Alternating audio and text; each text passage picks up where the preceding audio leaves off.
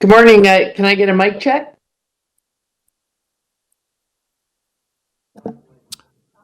Hi, Councillor Carroll. We can hear you. Good morning, Councillor Carroll. We Good can hear morning. you and see you. Fantastic.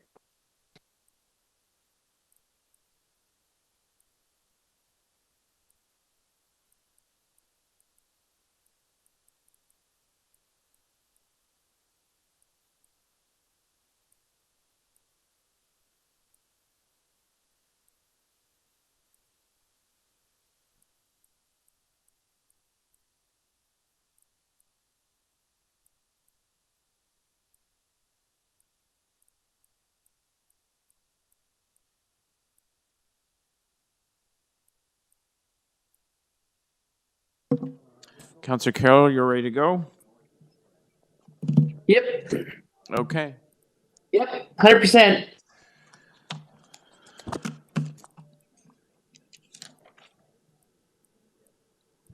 Can we go? Can we start?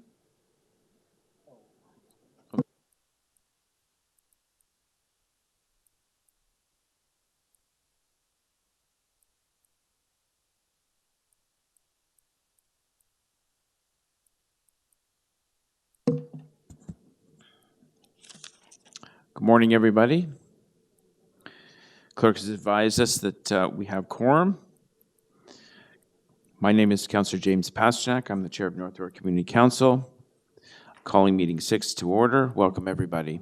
Today's meeting is being held by video conference in person at North York Civic Center in the Council Chamber. The meeting is also being live streamed live at youtube.com/Toronto City Council Live. Although we are meeting in different locations today, Community Council would like to acknowledge that the land we are meeting on is the traditional territory of many nations, including the Mississauga, the Credit, the Anishinaabe, the Chippewa, the Haudenosaunee, and the Wendat peoples. It is now home to many diverse First Nations, Inuit, and Métis people. We also acknowledge that Toronto is covered by Treaty 13 with the Mississauga, the Credit. If you're registered to speak at today's meeting, please listen for me to call your name. I will call speakers in the order they appear on the list. The list of speakers can be viewed online by visiting North York Community Council page at toronto.ca/council and clicking the speakers box for today's meeting. Members, the City Clerk has provided all agenda materials at toronto.ca/council and on CMP, the Clerk's meeting portal. Clerk's IT staff are available to members if you need help with your devices. I also want to remind you that you have to submit and approve your motions by email, and staff are available at nycc@toronto.ca to help with motions. Are there any declarations of interest under the Municipal Conflict of Interest Act? If you do have an interest, please raise your hand or unmute your mic and indicate the item and the nature of the interest. I do not see any. May I please have a motion to confirm the minutes of our meeting of May the 16th, 2023? Moved by Councillor Cole. All those in favor? Opposed? That is carried. So, members, we have 26 items on our agenda, a number of new items also to introduce. What we'll do is we'll go through the agenda. We have one timed item for 10 a.m. Any councillors that are not present will hold the items down. So, item 6.1, 1840 Bayview Avenue, zoning bylaw amendment application appeal report. I'm going to hold that for. I think you have a speaker there, Mr. Chair.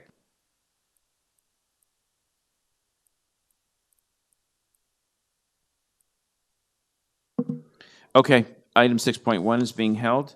6.2, 133, 141 Erskine Avenue, zoning bylaw amendment application.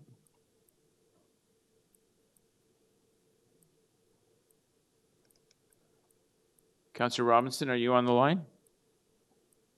I will hold the item down, 6.2. 6.3 is a timed item for 10 a.m., 1 Huron's Hill Way. 6.4, 1181 Shepherd Avenue East. We have a speaker, we'll hold that item.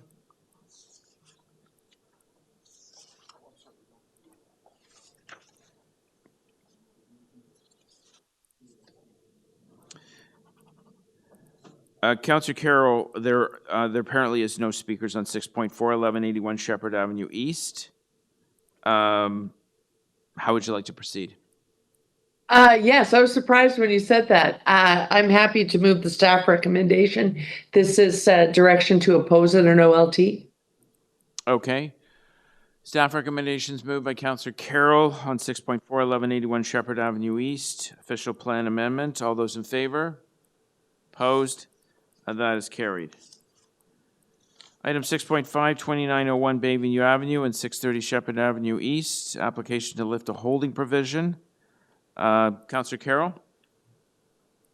I am very happy to move the staff recommendations. Just a quick reminder to counselors, this was one of the holding provisions because we found we didn't have the sewer capacity for growth, and we're getting there. And so we're happily lifting these holding provisions. Okay, Counselor Carroll has moved the staff recommendations. All those in favor? Opposed? That is carried.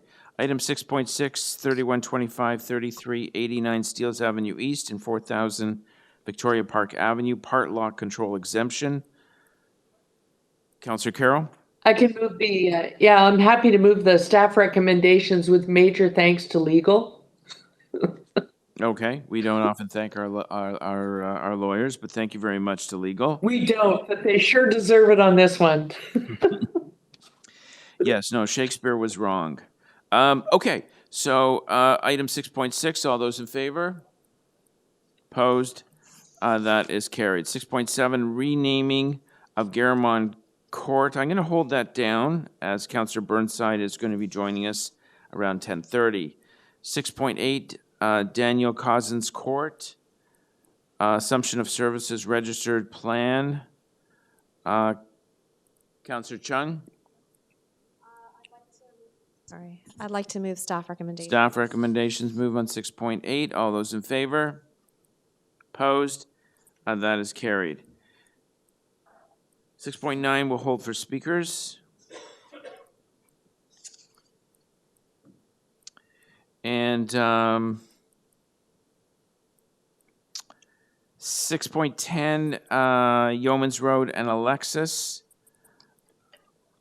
Always stop control, that is in my ward. I'm going to move the staff recommendations. All those in favor? Opposed? That is carried. 6.11, Wilson Heights Boulevard and Joel Sawarski Boulevard. I can release it with an amendment to authorize the traffic control signals. This is part of the long-term vision of the Allen District Plan. I'm merely accelerating what will likely be in the plan. Can I hold that? Just have a quick read of it. 6.11 has been held. 6.12, Roselawn Avenue, removal of overnight on-street parking permit. Councillor Cole? Move staff recommendation. Staff recommendations move on item 12. All those in favor? Opposed? That is carried. 6.13, Hopewell Avenue, traffic calming. Yeah, can I just move that? I don't know why this has to come to community council. There's a condo being constructed. They have to move the drive. There's a speed bump where the new condo driveway is, and they have to move the speed bump 3 meters. It just doesn't make any sense to waste time bringing this here. It should be delegated to the staff with council consideration. But anyways, and we're going to red tape hell here. Okay, I move staff recommendation. Yes, no, thank you, Councillor Cole, and I hope the developer is paying for the cost of this. All those in favor? Opposed? That is carried. 6.14, Mason Boulevard parking amendments. Yes, this is an incredible amount of work done by Sean Darch and our transportation department, Andy Stein and my office, and oy vey, this was a headache and a half. There must have been a year of meetings. This is at Loretto College. There's a school being rebuilt. There's houses. They've been there, the school's been there since 1926 or something. And I got a motion, I guess I got to move to. There's a little bit of an adjustment made. I right. think you have the copy of that motion. All right, Yeah, so there's this just a item, little, and again, this has been going on, I'd say, for a year on this thing here. So patience for Sean Darch and Andy Stein and all the residents, the staff. Tim Hudak even is involved. He's the president of Loretto Tim College. Hudak. Well, I hope no one got a ticket during these meetings. Well, tickets. That's not, anyways, I'm moving this. Thanks to everybody. All right, well, great. Thank you very much, Councillor Cole. I hope everyone's had a chance to read the motion on the screen. Peace. All Patience, those in President. favor? Opposed? Mr. Chair, I'm sorry, I'm not on CMP. Could you just, is the motion short enough to read? Yes, it was on the screen a minute ago, Shelley. It was there. It was on the screen. It was. It looks like more of a Don't technical blink, you'll amendment. miss it. Shifting it. We can, Councillor Carroll, we can repost it. Don't worry, I'll read it after that. Oh, there we are. It is, yes, now I see it. Thank you, got it. I'm good, thank Okay, you. you're okay? All right. All those in favor? Yeah, voting in favor. Opposed? That is carried. Item number 15, Q8 Avenue parking amendments. I'd like to move staff recommendations. Staff recommendations moved by Councillor Robinson. All those in favor? Opposed? That is carried. Item number 16, Bestview Drive parking amendments. Councillor Carroll. Yep, move the staff recommendations, thank you. Staff recommendations moved on Bestview Drive. All those in favor? Opposed? That is carried. Number 17, Forest Manor Road parking amendments. Councillor Carroll? Yes, we need to move the staff recommendations here because the little row of stores that people said would never be leased are now so popular, we need some parking help. So move the staff recommendations. Well, I'm glad shopping That is was just a vibrant. little I told you so. Good. Well, no, I'm glad shopping is vibrant in Ward 17. All those in favor? Opposed? That is carried. Number 18, Elmhurst Avenue and Glendora Avenue on-street electrical vehicle charging stations. I'd like to hold the item, please. Held by Councillor Cheng. Number 19, 140 Clanton Park Road encroachment appeal. I will move the staff recommendations. All those in favor? Opposed? That is carried. Number 20, 23 Laurentia Crescent, here for the third time. I'm going to hold the item for speakers. And 21 is 631 Glen Grove Avenue, request for a fence exemption. We're going to hold for speakers. Councillor Cole, that's in your ward. And 622, 146 Three Valleys Drive, application to remove a private tree. We'll hold that for two reasons. Councillor Burnside is running a bit late, and I believe we have speakers on the item as well. Item number 23, 71 Kentland Crescent, application to remove a private tree. No speakers, Councillor Carroll. Yeah, I'll move the staff recommendation. Staff recommendations to deny the request is moved. All those in favor? Opposed? That is carried. Item number 24, 94 Courtly Boulevard, inclusion on the Heritage Register. Speakers? Item 25. I wanted to defer this. Should I wait for the speakers? Well,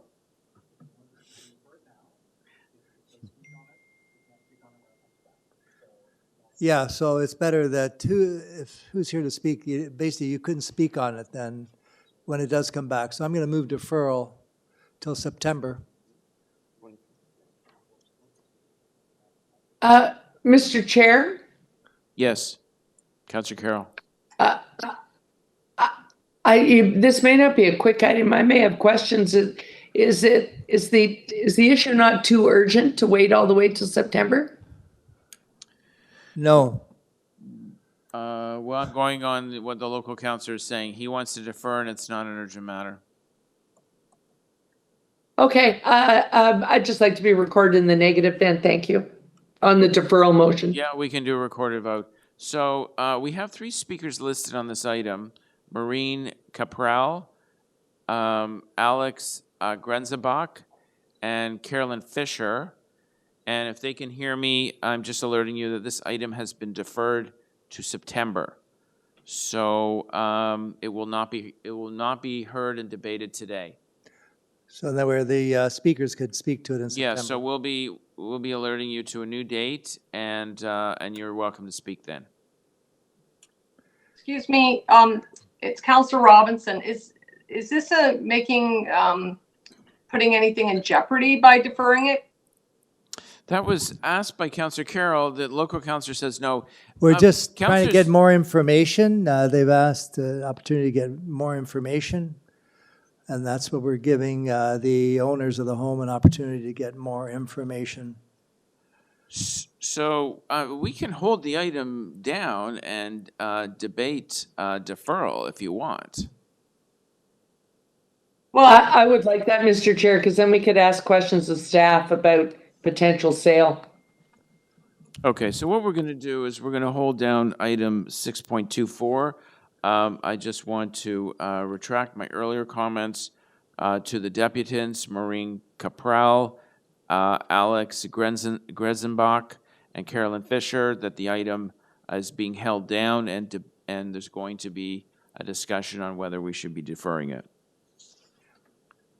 Item 25, removal of a director from the Willowdale Business Improvement Area Board of Management.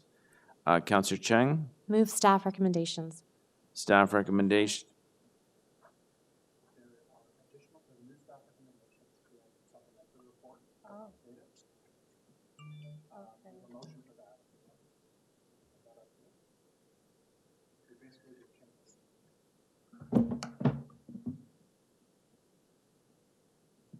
So I'd like to move this motion. Do I have to read it? Yes, okay. So wait a minute, there's supplementary information here? It's a removal of a board member. Why? They resign. Okay, good. Okay, move it. Yeah. Well, it's no different from what I have in front of me. So, okay, I'd like to move this supplementary report.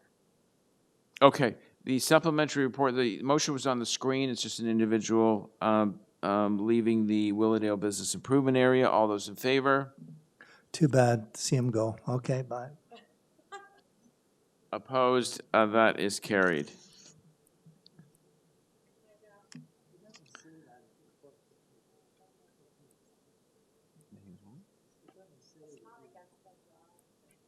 Why did they use the word removal? Yeah, I know, the word removal is inappropriate. I thought this guy did something nefarious or something. Yeah, it's a very good point. Yeah, I mean, this is something we have to look at. The word removal, when someone is no longer wants to serve, is a little harsh. Okay, so anyway, okay, so I have one more here, and then a couple walk-on motions. Number 26, 1900 Shepherd Avenue East, at the Crossroads Complex, addressing congestion. Okay, Councillor Carroll, you're requesting, replacing the do not block driveway sign with a sign Yes. that's 50% larger. Oh my gosh. Okay. If I could just, because I have a time constraint later, if I could just quickly speak to this, I think we could dispense with it quickly. It's just unconventional wording, so I should probably just say a couple of words. Sure. Okay, this is a motion, not a staff report, but it's not without a lot of staff interaction. The issue here is we have a stretch of Shepherd that is very congested. It's just as you approach the 404 ramps.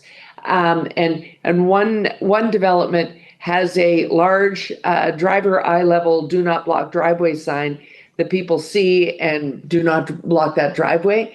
Years later, we asked for the same thing at the second development quite close by, and they took an entirely different approach. They put a smaller sign way up higher underneath trees, and that driveway is consistently blocked. So what we've talked about with staff, the residents wanted a flashing light. Staff would first like to try just making the signs between those two developments uniform so that the driver gets the same visual each time, reminding him not to block a driveway. And so it's unconventional wording, but the interaction with staff is such that they know exactly how to proceed and are planning to proceed.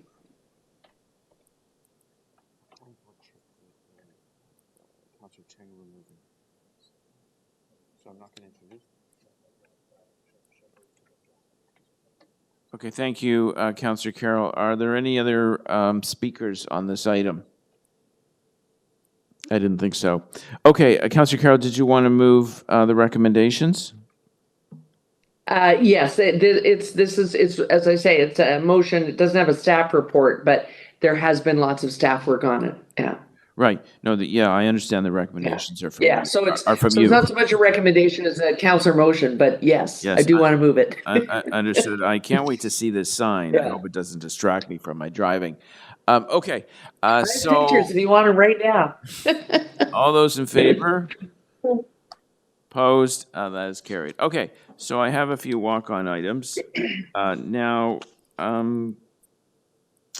Councillor Cheng, were you withdrawing item 3358 Bayview? Is that? Yes, so I'd like to move a motion to withdraw items 27 to 30. We'll reintroduce them. All right, later. so we have two separate votes. Okay, I need a motion. Councillor Cheng is moving a motion to withdraw item 6.27, 3358 Bayview Avenue, a residential demolition application. All those in favor? Opposed? That is carried. Item 28, 3360 Bayview Avenue residential demolition application. Councillor Cheng is moving a motion to withdraw. All those in favor? Opposed? That is carried. And item 6.29, 3362 Bayview Avenue residential demolition application. Councillor Cheng is moving a motion to withdraw. All those in favor? Opposed? That is carried. And 6.30, 3364 Bayview Avenue residential demolition application. Councillor Cheng is moving a motion to withdraw. All those in favor? Opposed? That is carried. Okay, these are add-on items, so the vote we are taking now is merely to add them to the agenda. We are not voting on the actual item itself. 6.31 Hillmount Avenue and Shermont Avenue, all-way stop control. Ward 8. All those in favor of adding it to the agenda? Opposed? That is carried. Item 6.32 St. Clements Avenue parking changes, also Ward 8. Vote to add it to the agenda. All those in favor? Opposed? That is carried. 6.33 3441 Yonge Street, Trattoria Auto Cafe Curb Lane Cafe, waiving intersection setback requirement in municipal code. All those in favor of adding it to the agenda? Opposed? That is carried. And 6.35, Westgate Boulevard, replace no parking sign with an amended parking restriction.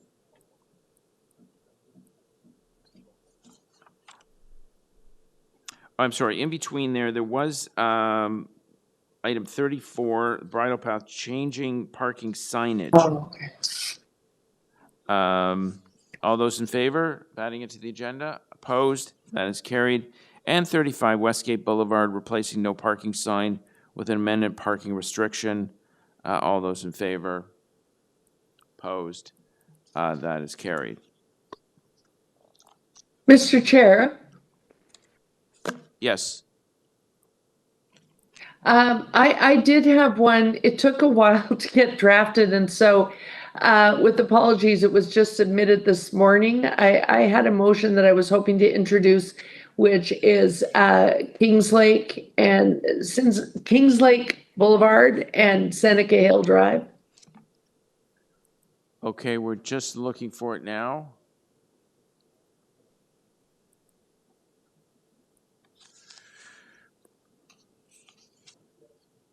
Okay, the walk-on motion is, there it is on the, Oh, you did receive it. Wonderful. Yeah, If I could introduce that as well. the number is incorrect up there. It's 36. So all those in favor of adding it to the agenda? Opposed? That is carried. Thanks, Mr. Chair. You're welcome.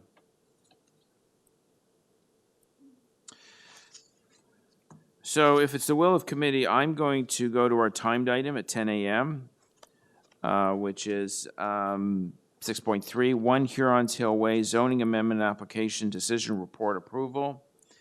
And we do have one debutant I've got listed. Mr. Chair, Yes.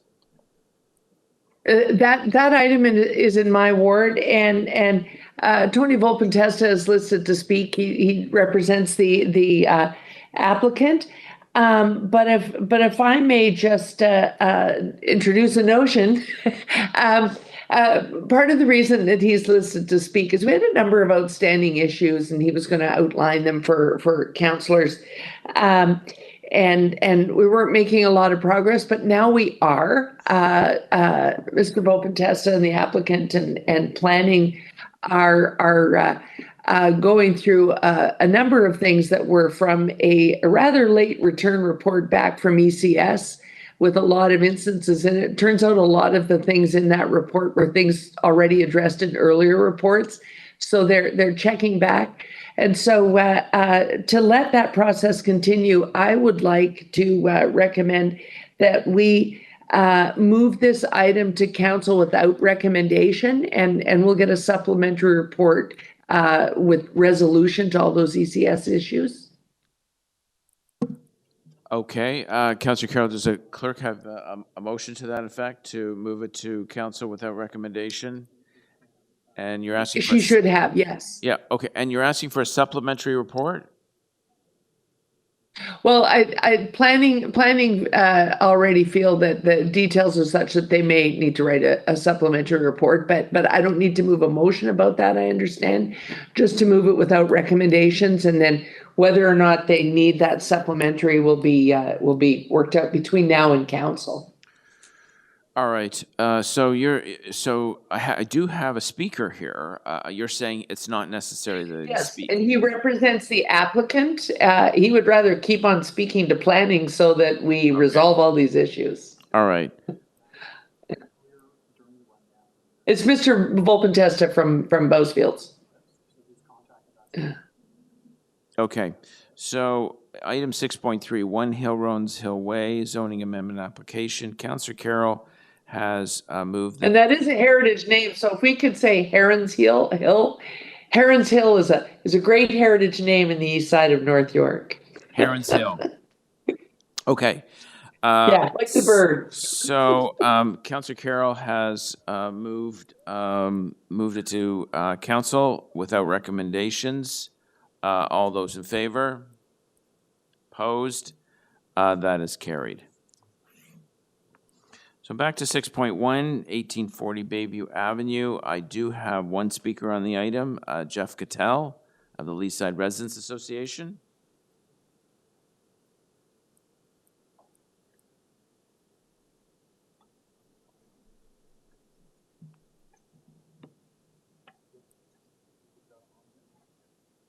Hello. Hi, Jeff.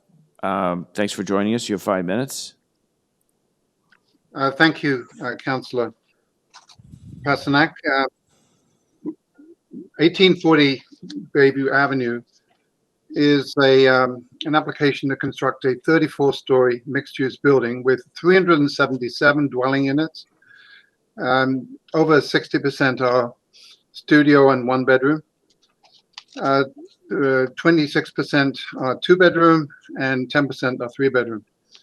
With a little bit of retail, 202 square meters. And the project is located on the southwest corner of Bayview Avenue and Broadway Avenue, which is currently an Esso gas station. The main point of being here today is to remind Council that similarly to the 220 Glazebrook and the 1837-45 Broadway, these applications involve the OPA 405. The primary issue regarding the application is the appropriateness of the height and the massing of this development and the other developments based on the approved planning documents. You may recall that City Council approved 405 back in 2018, and then it went to the province, and they changed major elements, but not all. And as a result, there are conflicts in policy within the current OPA 405. So you've got policies that don't make sense in terms of the application, or the other way around. The application doesn't make sense in terms of the approved policies, not only by the city but also by the province. They made some changes, but not enough, I guess you could say. Just very quickly, these issues are the density is supposed to decline, moving out from Yonge and Eglinton to Mount Pleasant to Leaside. So it would seem reasonable to conclude that the densities within the Leaside transit station areas will be significantly lower than that at Mount Pleasant and much lower than Yonge and Eglinton. And yet this is a very dense development. The second issue is the nature of development within the Leaside transit station secondary zone. There are core zone right around the station, and then the secondary zone. And the proposed development is located within the secondary zone. It's 500 meters away from the core. This location is therefore expected to have transit-supported development, but at a lower density than the station core. In addition, it's expected that there will be transition down in height and scale to the surrounding neighborhood. Of course, that's not the case. And then thirdly, the Midtown Core's policies. The proposal is for a 34-story building in an area intended to be predominantly mid-rise, like 5 to 12 stories. In the version of 405 adopted by the city indicated a maximum of 8 stories was appropriate. The subject proposal is more than 4 times higher than the city felt was appropriate.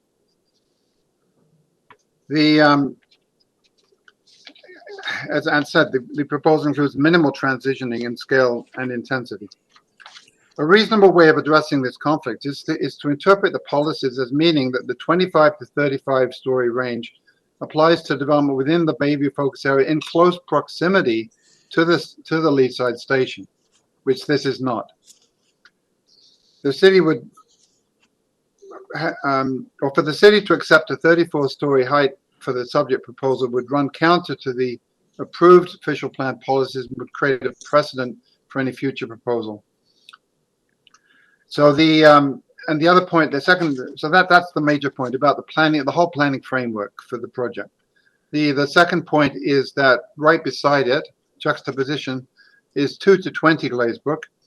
And would be our recommendation that these two projects be considered both in terms of the planning framework and in terms of the configuration of the site, whatever gets built here, but access, implications for the commercial development on the north side, all these sort of site considerations, they should all be considered together. And then the third issue is the site-specific comments. There are numerous comments which concerns like wind effects, the impact on Sunnybrook's heliport operations, the FSI of the building, which is almost 15, much higher than anything in the vicinity anywhere in the Bayview area.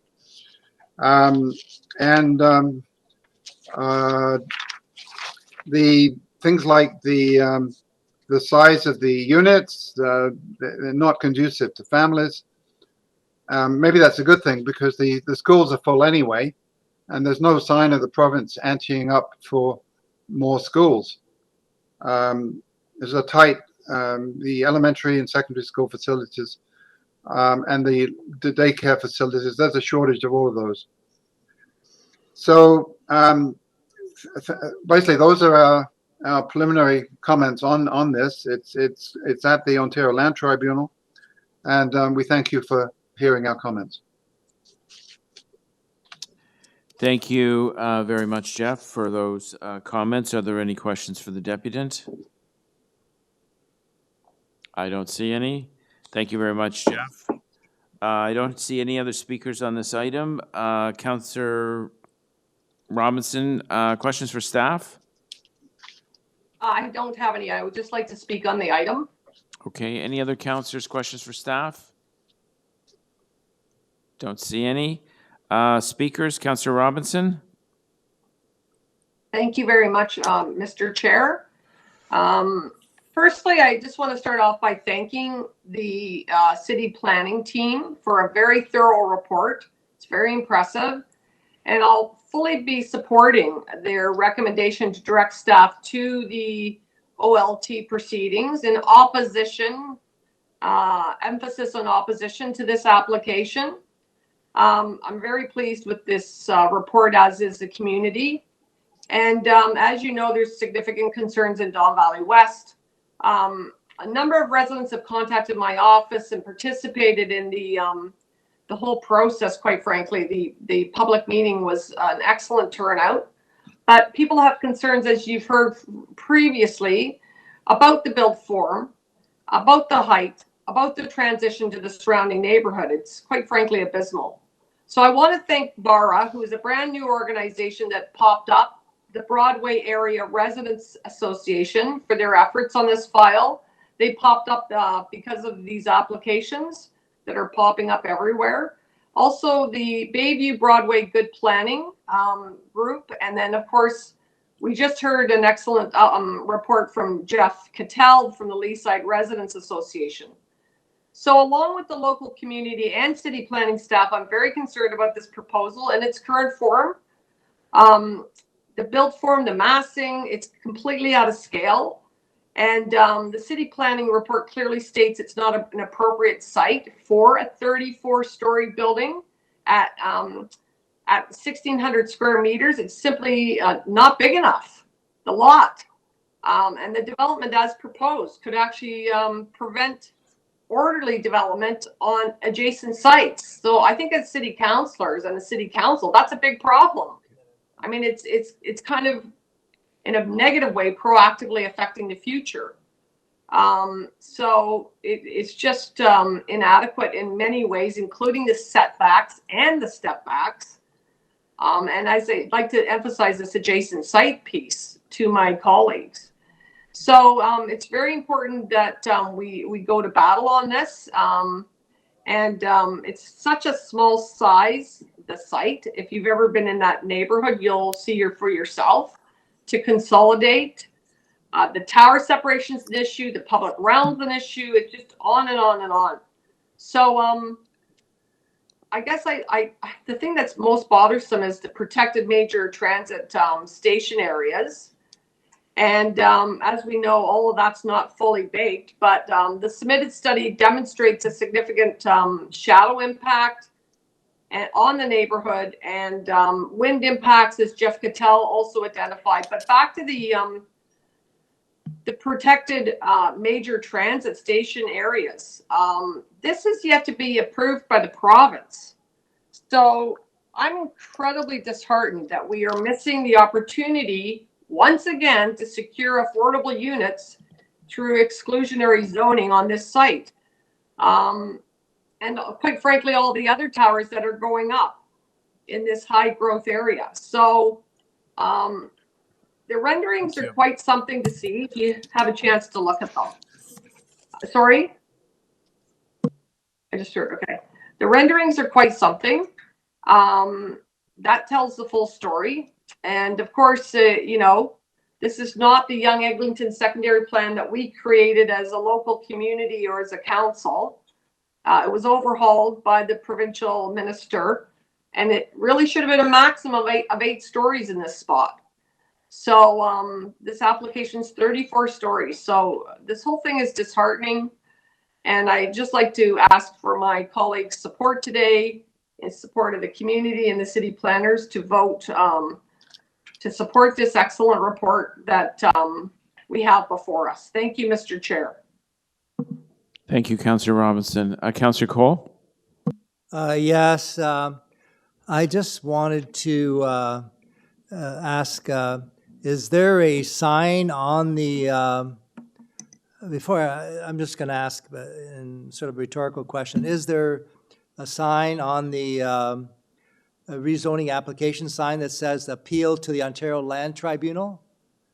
I think the citizens have a right to know it's at the tribunal, at the provincial government. I hope that sign is up on their application sign.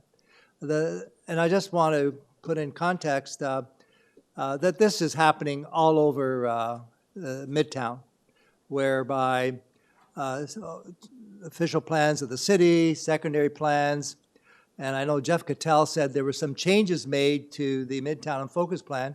It wasn't changed. It was ripped up and thrown in the garbage. God, it's change? Just look what they did to Midtown and Focus plan. The thing about it is, if you talk about tight spaces, and Councillor Robinson, you can see her frustration as we share all up and down Yonge Street there. Talk about small lots. I've got an application now for 50 stories on Yonge Street, 50 stories on a 40-foot lot. That's your home. 40-foot frontage by 130. They want to put up 50 stories. They'll get it, because they'll go to Doug Ford's Ontario Land Tribunal. They get a rubber stamp there. Our staff go and fight like hell, but they can't keep fighting these incredible, powerful bodies that have been created. They're answerable to no one. I wonder how many people have called the Ontario Land Tribunal, have called the MPP in this area.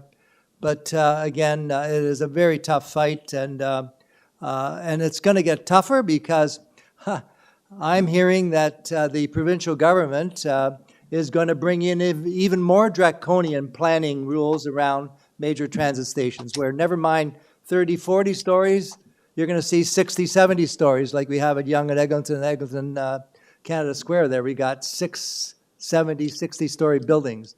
That's what's going to come. So as bad as OPA 405 is right now, I'm hearing that it's going to look like a Boy Scout exercise compared to what's coming down the pike in the next couple of weeks. So anyways, I support Councillor Robinson, the frustration, the anger, I don't know what it is, and the work of our staff, which has to go to the tribunal, and we have to send our lawyers, we have to send planners. They're being run off their feet with all this deluge of applications which are coming. And as the last thing I'll say, the sad thing is, I think, Councillor Robinson, you meant to say inclusionary zoning, not exclusionary zoning. We can't include any affordable market units in it. The city council wanted to put in 20%. They're not allowing any affordable market units, so our nurses, even our doctors can't afford to live in our city anymore. That's what's happening. Anyways, good luck, Councillor Robinson. Thank you, Councillor Cole. Any other speakers on this item?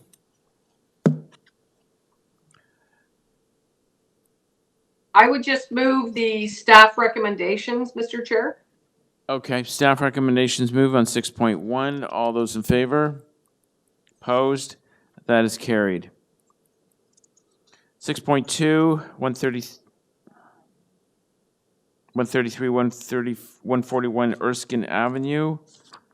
I have it held by Councillor Robinson. That's 6.2. I'd like to move staff recommendations on that. Okay, I don't have any speakers listed. 6.2, staff recommendations moved by Councillor Robinson. All those in favor?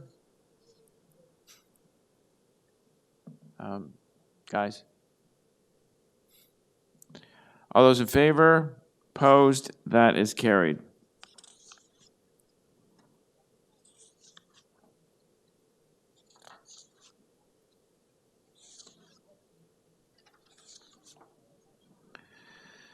Six point seven, we're going to hold that down until Councillor Burnside arrives.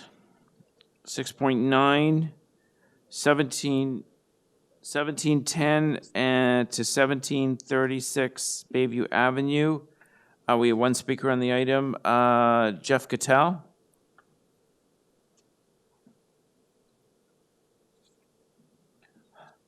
Oh, great. Thanks very much. Jeff?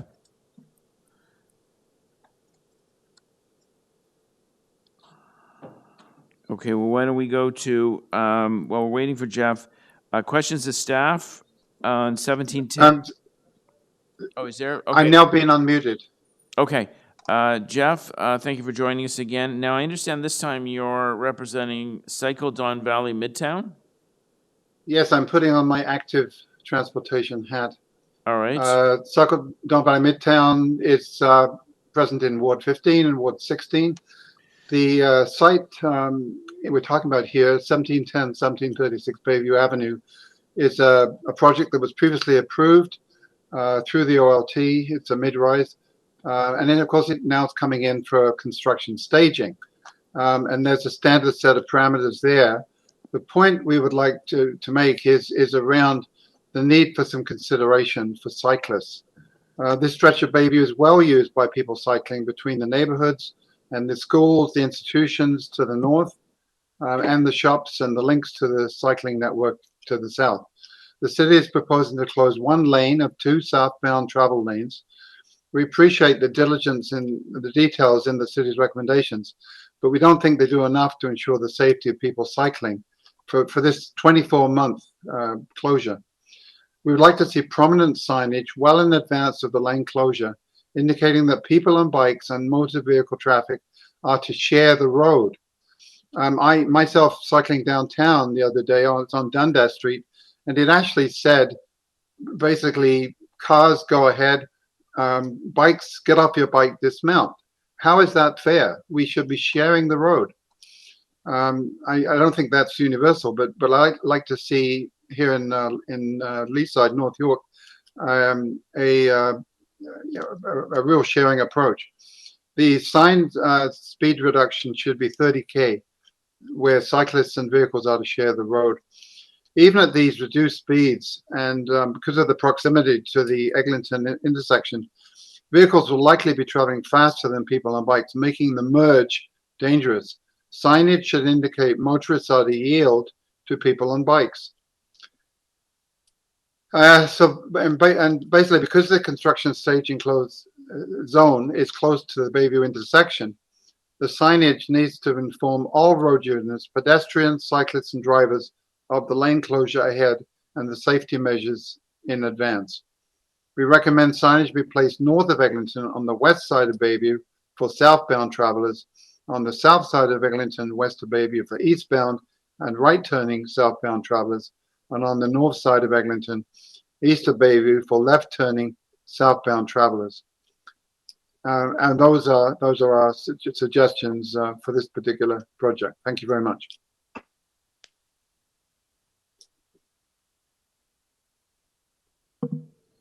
Thank you, Jeff. Any questions for the deputies? I don't see any. Okay, any other speakers on this item?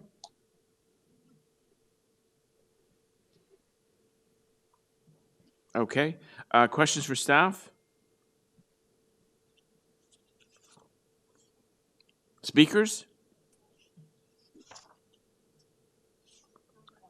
Councillor Robinson? Yes, yes. Okay, so this, you know, I have to say right from the beginning of my experience at City Hall, I have not loved these construction staging areas. And behind the scenes, we do a lot of legwork to try to stop them from dominating the street for such lengthy periods of time, because it does affect cyclists, motorists, and pedestrians.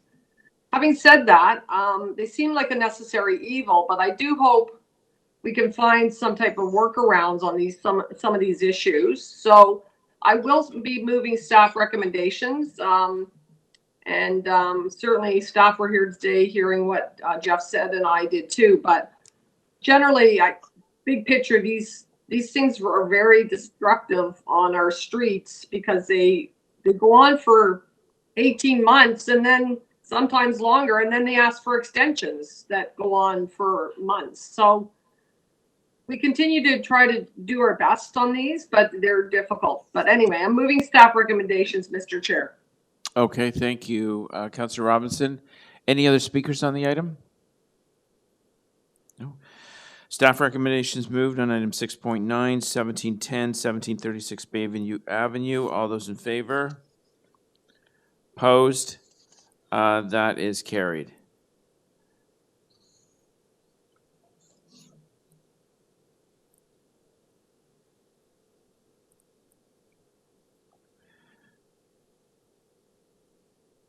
Mr. Speaker, Yes. could I move the Cafe TO1? It was supposed to be moved to council last week. It's exactly what a number of councillors were doing at city council next week to adjust things so that the patios can go in. So we advanced circulated that, and I just want them to be able to start working on it. Because ideally it should have been last week. I've read it. I'm good with it.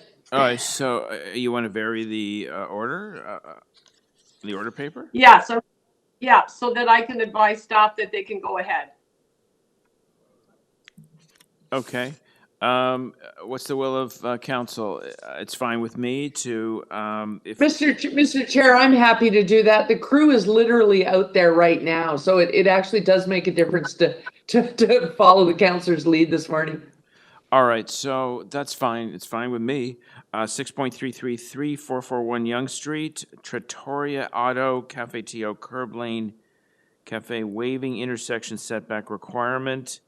Moved by the local councillor. All those in favor? Opposed? That is carried. Thank you. You're welcome.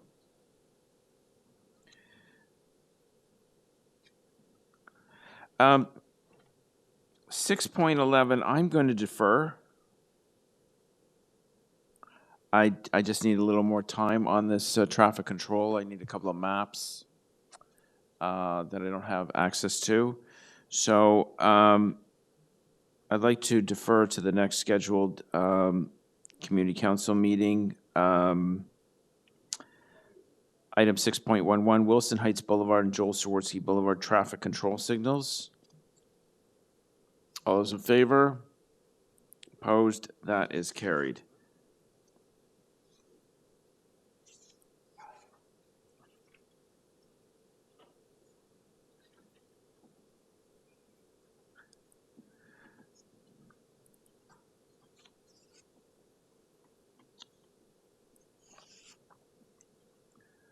So we now go to item 18, Elmhurst Avenue and Glendora Avenue on-street electrical vehicle charging stations. Councillor Cheng, you held the item down. Yes, I have some questions. Question for staff? Yep. I'm just wondering, how much time does it take to charge an EV to get full charge on one of our charging stations?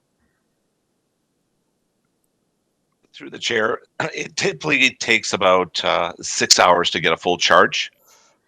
And who is the target market for these charging stations? Well, it's anyone that obviously owns an electric vehicle.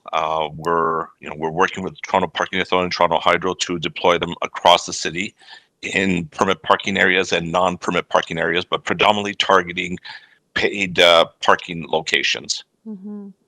And is overnight charging allowed in these charging stations? At these two locations, no. The limit is at 3 hours, which is the limit for paid parking. If these chargers were in a permit parking locations, those that have on-street permit parking, they can charge us, keep them there for up to 12 hours. But all others would be a maximum of 3 hours. So I'm concerned because this is really important infrastructure that we're building, and we have many condos in the area, many of whom have found it cost prohibitive to build the charging capacity in their buildings. And I'm just wondering, is there any possibility to have a special permitting for electric vehicles to be able to charge overnight at these stations? Is that something that's been explored or implemented? Oh, I see Councillor Carroll's waving her hand. No, she'll be, when you're done. Oh, okay. She will have her turn, yes. Yeah, Councillor I'm just Carroll, trying to get the chair's attention. Thanks. I just no, want to be on the list to ask Yeah, questions. we do see you, yes. No, Yeah. Councillor Cheng is Okay. almost done. Thank you. Through the chair, at the moment, we're not looking to extend it beyond what is currently offered at these particular locations. We'd like to see a little bit of turnover and a little bit of equity so everyone has an opportunity to charge their vehicle. If it was the will of the committee to make these streets and offer permit parking, and those with permits could stay longer and charge overnight. So perhaps it could be time limited, so overnight after the paid parking time is over. And I guess, is that something that your department would have jurisdiction over? Is that something that we have to work with Toronto Parking Authority?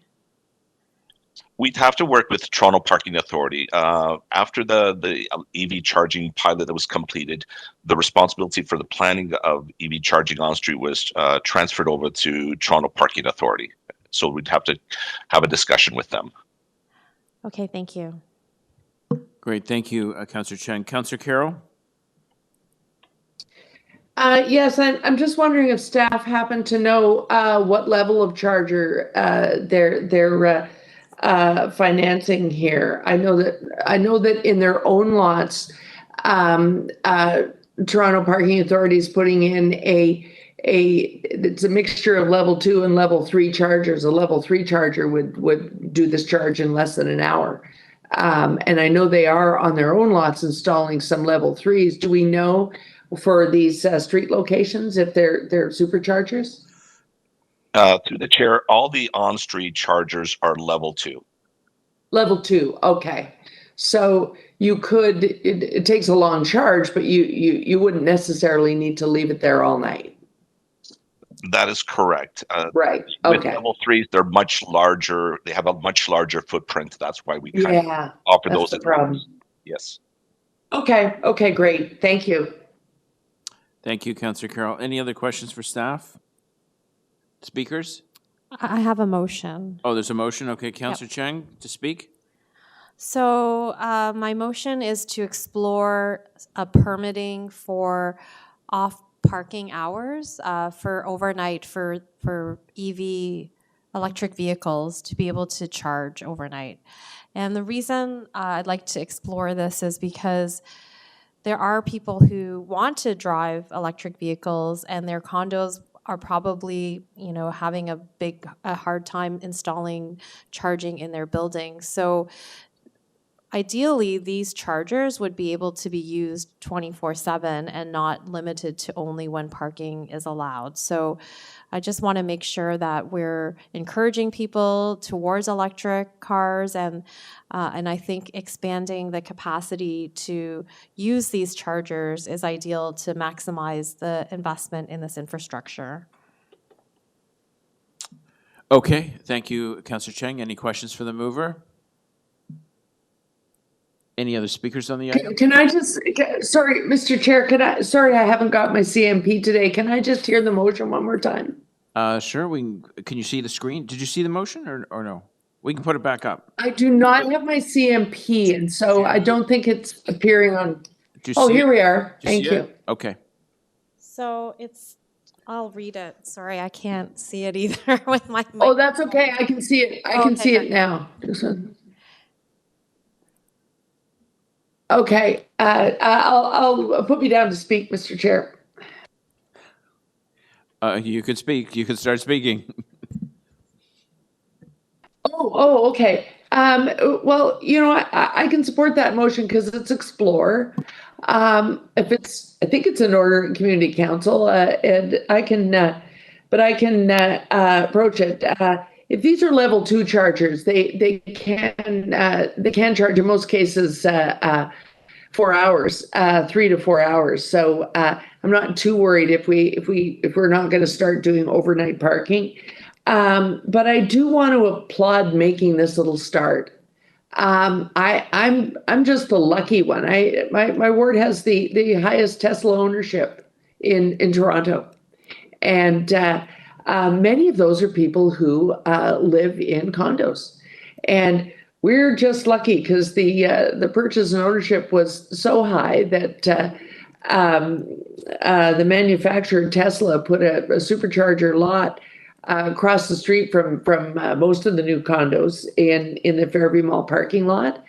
But that's the private sector taking care of their own infrastructure. The more we can do, just like this, where Toronto Parking Authority is picking up the tab and collecting a little parking revenue and providing this valuable infrastructure, that's a winning formula. So we can explore the motion explores. So that's great. I just hope that it also takes into account innovation, because I understand the goal is to get to where we actually are improving on the timing at levels 1, 2, and 3 in terms of how the batteries are charged. So innovation may help us avoid a whole bunch of additional overnight parking. Thanks. Those are my comments, Mr. Chair. Thank you, Councillor Carroll. Any other speakers on the item? Okay, we'll put the motion on the screen.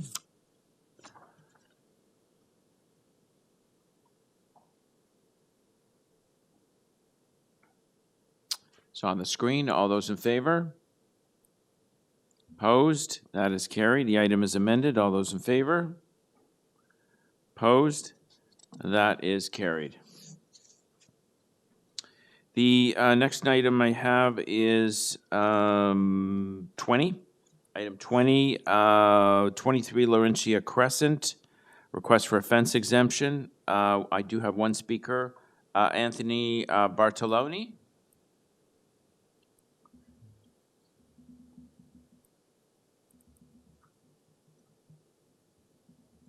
Hello? Yes, Anthony?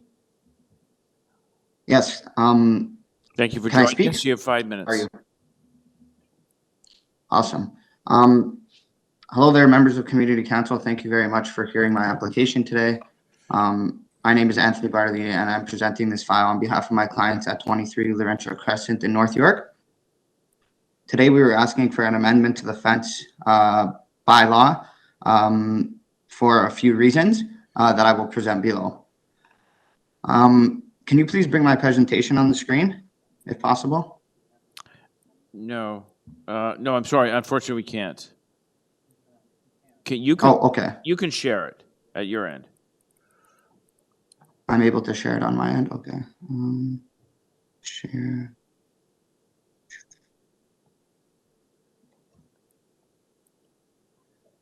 Okay. Are you guys able to see my screen? Yes. Yes, we can see it. Perfect. So today I'll be presenting our proposal for the opportunity for approval through Community Council. Essentially, the fence exemption we are asking for is on the property at 23 Laurentia Crescent. The file was previously deferred to determine some further information we required. And today we will be looking forward to presenting our proposal for a favorable response. As shown on page 1, this is 23 Laurentia Crescent, which is depicted on the map from a top view.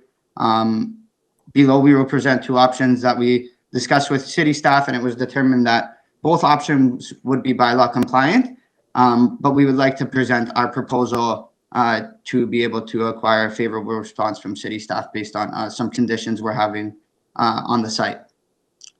So option 1, as presented in the rendering below, and please let me know if you're not able to see what I'm presenting. Option 1, as presented below, and I can zoom in, just so we could see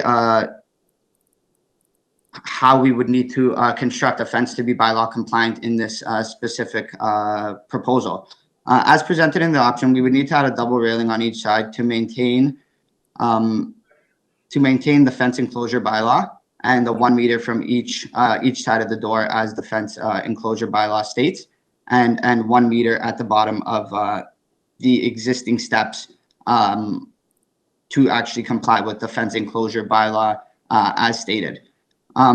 This option seems quite awkward and quite an inconvenience and an imposition and very expensive option for our clients. And we were hoping that we didn't actually need to build it according to the image shown in the render. And this is why we're in front of Community Council today, because in this specific application, if we were to comply with all the regulations of the fence bylaw, as shown in the rendering, we would end up with a substantial enclosure around the back of our dwelling.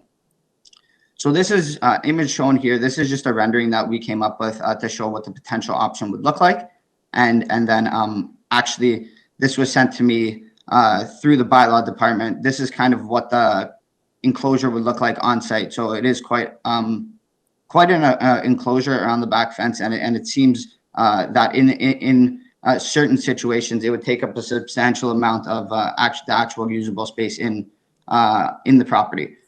Very similar to what was shown in the image here as option 1. So from a bylaw perspective, this would actually be compliant or a compliant option. I will present the second option that is viable in this situation, and then finally I will present our proposal to hopefully get a satisfactory response from City Council. So as shown in option 2 here, as a bylaw compliant option, we are able to add a fence enclosure across the entirety of the backyard, which accumulates to about 45 linear feet of fence. And this would require drilling into stone that is existing on site and a substantial incurred cost of $8,000 to $10,000. And obviously, as seen in the image, create quite the negative impact in terms of what the backyard is going to look like, or the proposal is going to look like in its entirety. As for our option, our proposal, initially, again, as mentioned, this file was deferred to determine a better option. We are proposing a Juliet-style balcony, as shown in the rendering. So our idea is to just block the back door with a Juliet-style balcony in the hopes that this will basically suffice in terms of safety. So I'll read through our proposal and just give you an idea of what we're thinking of doing. Again, this file was deferred to determine a better option for the Juliet-style balcony in the event that there was a fire in the existing house. We were given more time to determine an alternative layout. After further discussion, we decided that the proposal as it stands is still viable in terms of safety and can still be used as a fire egress if necessary.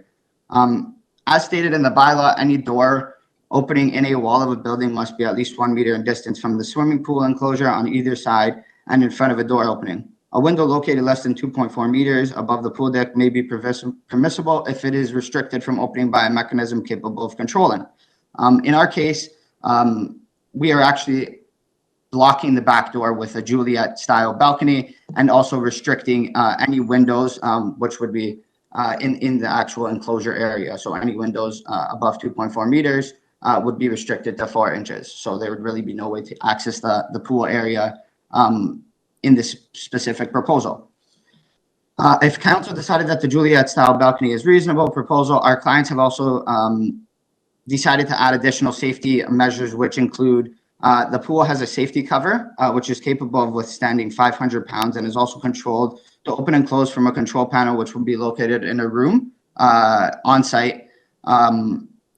And I have also added a statement from the pool cover manufacturer, which explains that the cover is ASTM compliant and meets the requirements for hot tubs.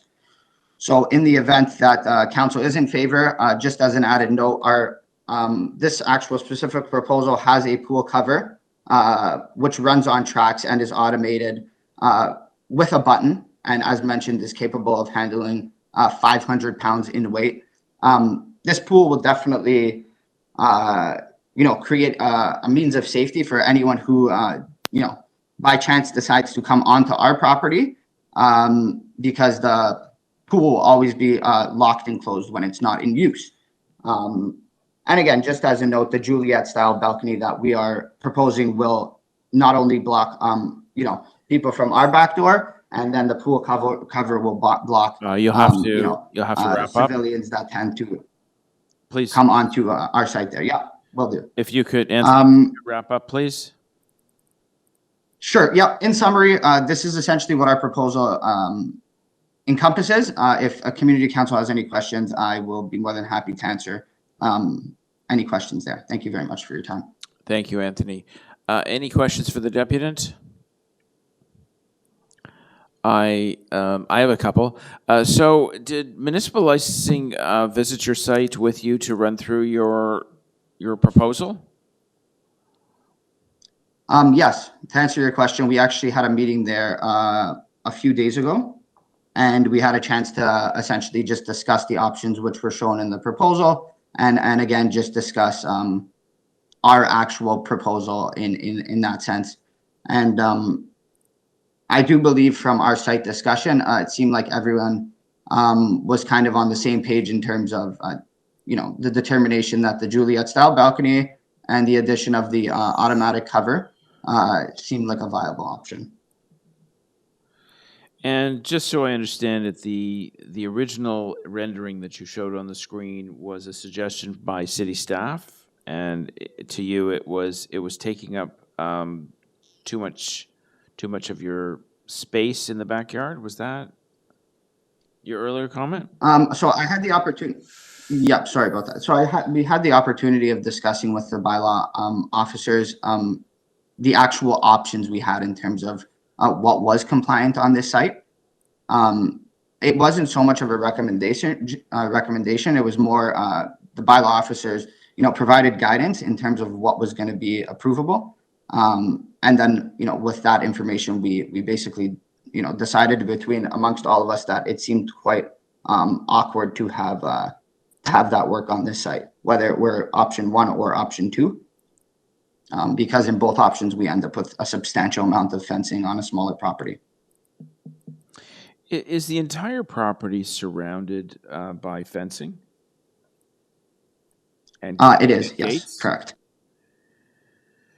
Yes, so we would have our main fence surround the entire property with self-latching closing gates on both entrances. And then the Juliet style balcony would block access from our property to the pool. So you have fencing around the entire perimeter of your property with gates? Correct. Okay. Yeah, that's a wood fence. Yeah, that's all for now. Any other questions for the deputant? No? Okay. Questions for staff? I have questions for staff. Councillor Carroll? Thanks.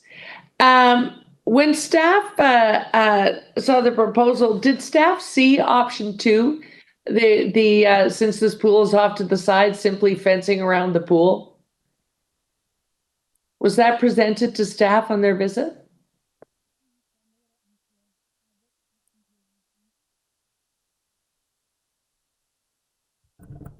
Sorry, through you, Chair, I'm just a little unclear. What option 2 are we referring to? Councillor Carroll, could you clarify? Well, the presenter just showed us that they did in fact look at, one of the options that they looked at was the conventional way of creating a pool enclosure, which was putting a fence beside the pool, enclosing it off from the rest of the yard and leaving the patio and the stairs and the patio door free and unencumbered. But a pool fence running the length of the backyard and fencing off the pool, kind of like the bylaw suggests. Was that shown to staff when they made their visit? Through you, Chair, yes, it was. Okay, and I hate to put you on the spot, but wouldn't that be the preferred option? Through you, Chair, yes, 100% it would be. That wouldn't even require us to be here right now. Thank you. Those are my questions, Mr. Yes, no, Chair. thank you, Councillor Carroll. Any other questions for staff before I ask a couple?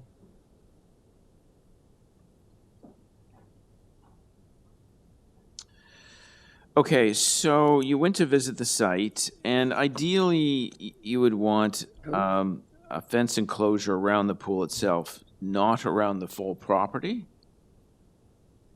Through you, co-chair, yes, it would require both. So you would need something around your property and a fourth fence.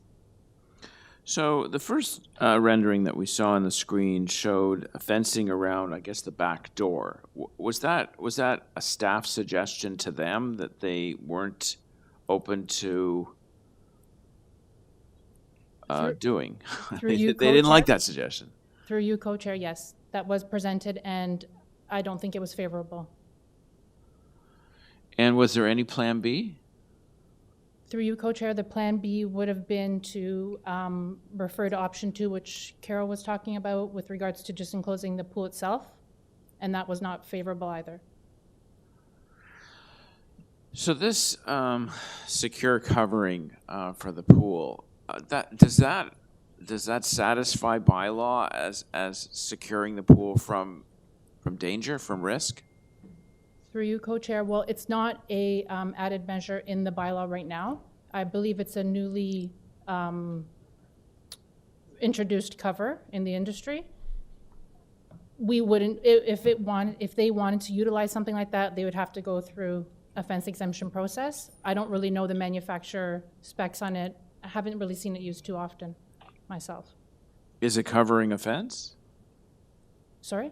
Is a pool covering considered a fence? You said Not that, for a swimming pool. no. This Juliet style balcony at the back of the house.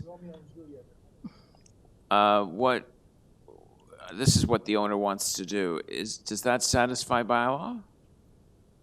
No, it doesn't, as it needs to meet a certain requirement, distance from either side of the opening and distance away from the opening.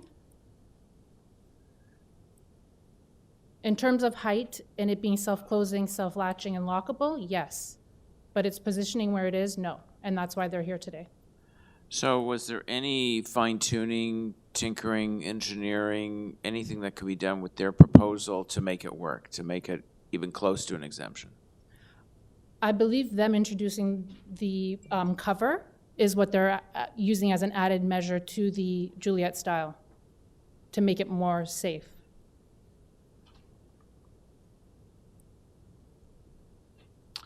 And is it the opinion of staff that a covering does not really comply with the safety provisions, even though in actual fact it may be much safer to have a secure cover?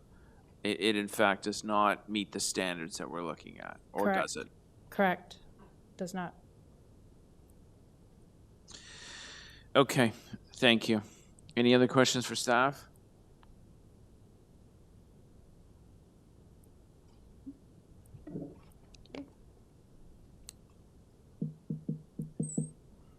Speakers? Yep. Councillor Carroll. Thanks, Mr. Chair. A pool cover is not a pool enclosure. A pool cover is a thing that on a lovely warm day you retract, you take away, because we're going to swim in the pool today, and kids play in the backyard, and you at a certain point in the day you run in the house to make a sandwich and someone drowns. That happens. It's actually happened a couple times this year already.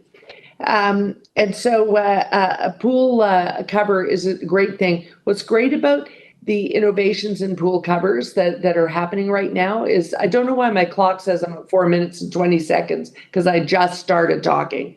I wonder if we could zero my clock, because it's kind of confusing. Thanks. Councillor Carroll, you take the time you need. Thank you. The innovation of pool covers being tight across that, that takes care of the kind of drowning that my cousin experienced, because and moisture in them, and you could drown in that. So it's great that pool covers are tighter now, but on a hot summer day, you take it off and it stays off till the end of the day, often. That's just the reality. And if you say every time you step out of the pool, you close it again, I'm sorry, but I think that's not honest. This presenter, on behalf of the homeowners, presented an option that is so perfect that you just heard our staff say, if they would just build that fence, we wouldn't be here today. And that's what we've been saying all along. What's unique about this property is that they do have a big enough yard that they've built a pool that is off to the side from the back door. I know that there are a couple of places where spaces are tight, and we have gone ahead and figured out allowing a Juliet door because it just wasn't going to work any other way.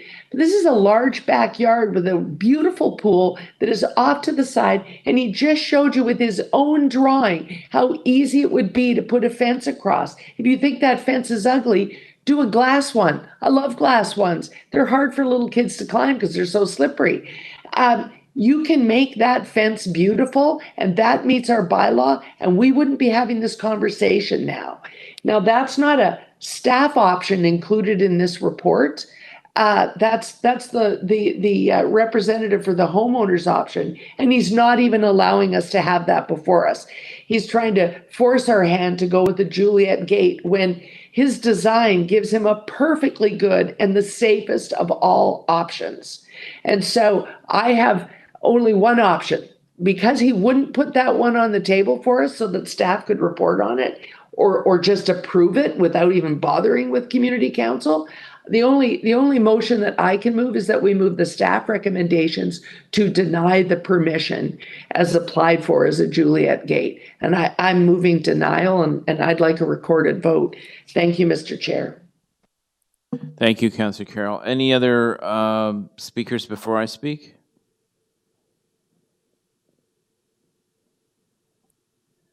So this is our third kick at the can on this file.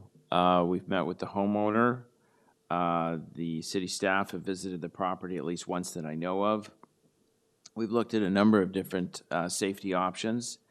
I would agree that the parcel or the land itself, the backyard, is large enough that a fence enclosure either by the back door or around the pool does not impede the pleasure or use of the property. I'm usually pretty flexible with these, but I cannot support the exemption as it currently exists. Now, if the homeowner wants to go back and revisit this at a future date, a pool cover is not a pool enclosure, and it comes with all kinds of risks. I've seen this one. This one looks more modern than what I've seen in the past, but you can slip under a pool cover. Pool covers accumulate water, and moving them back and forth, on and off becomes a drag. And then at the end of the day, you're just not going to move it back and forth, and it doesn't provide the level of comfort and security that we all hope for. The staff recommendation seems to be building a glass fencing around the back door, which the homeowner says will take too much of his property. I can't agree with the homeowner that it's a very generous backyard with a lovely pool, and there's more than enough space that it would not impede his enjoyment of the property. So unfortunately, at this point, if we want to revisit it, I'd be prepared to sit down with the homeowner again. I'd even be prepared to visit his site and look at it again, but I don't know. I think staff have been most generous in offering him a number of solutions to move on with this file. To make the pool safe, to go and enjoy his swimming pool. And yet here we are for the third time.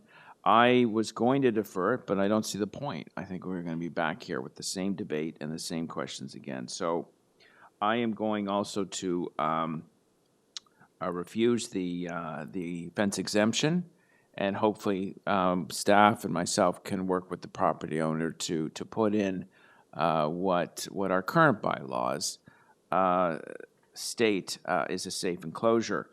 And I know the homeowner is going to be disappointed with this, but let's continue to work together to find a solution that makes sure that they can start using their pool safely and that we can move on from this file. Any other speakers on the item?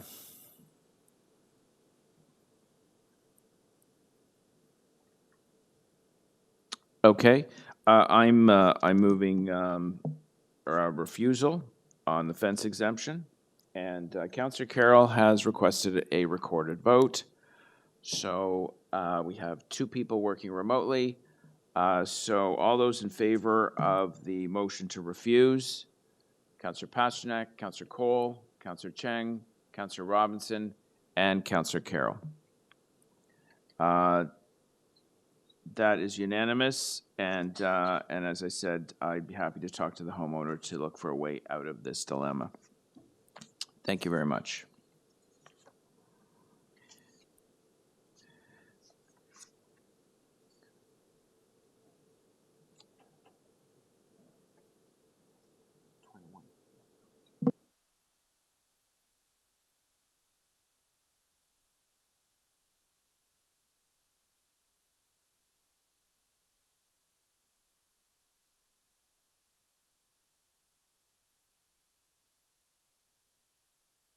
So we have to recess for 5 minutes. There's been a technical glitch where our audio is okay when it comes to live streaming, but the video is not. So clerk and the tech have asked for a 5-minute recess to fix the problem.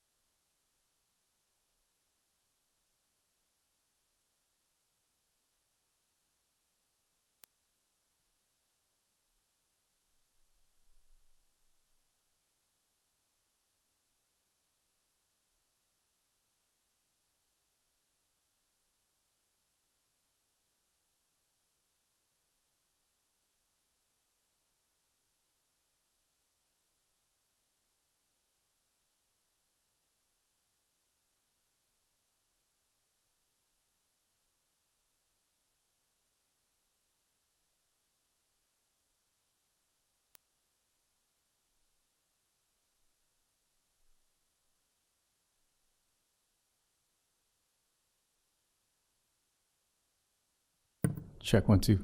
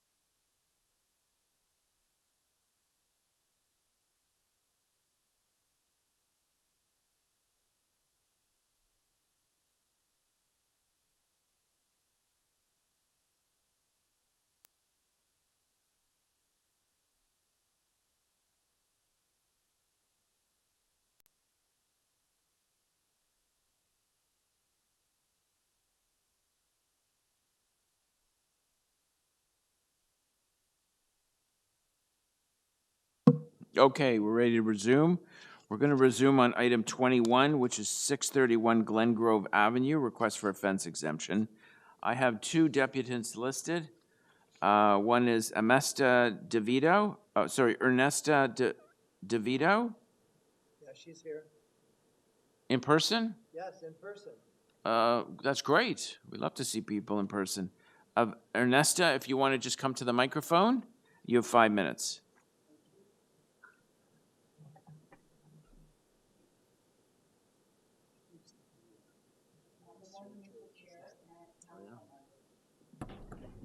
My name is Ernesta DeVito. I reside at 633 Glen Grove Avenue, next to the property which is the subject of today's request for a fence exemption. The property is occupied by a renter who early last year, in contravention of the city's fence heights maximums between residential properties, and without seeking my consent or approval, increased the fence height to over 8 feet. This extended fence has taken away the enjoyment of my home and property, which I have owned and lived in since 1992, over 30 years. From day one, I have consistently taken much pride and pleasure in the care and maintenance of my home, but now I can no longer enjoy views of the surrounds from my windows, and especially when outdoors on my property. This high fence is a horrible eyesore. It obstructs and restricts my views and gives me a feeling of confinement tantamount to living next to a fort.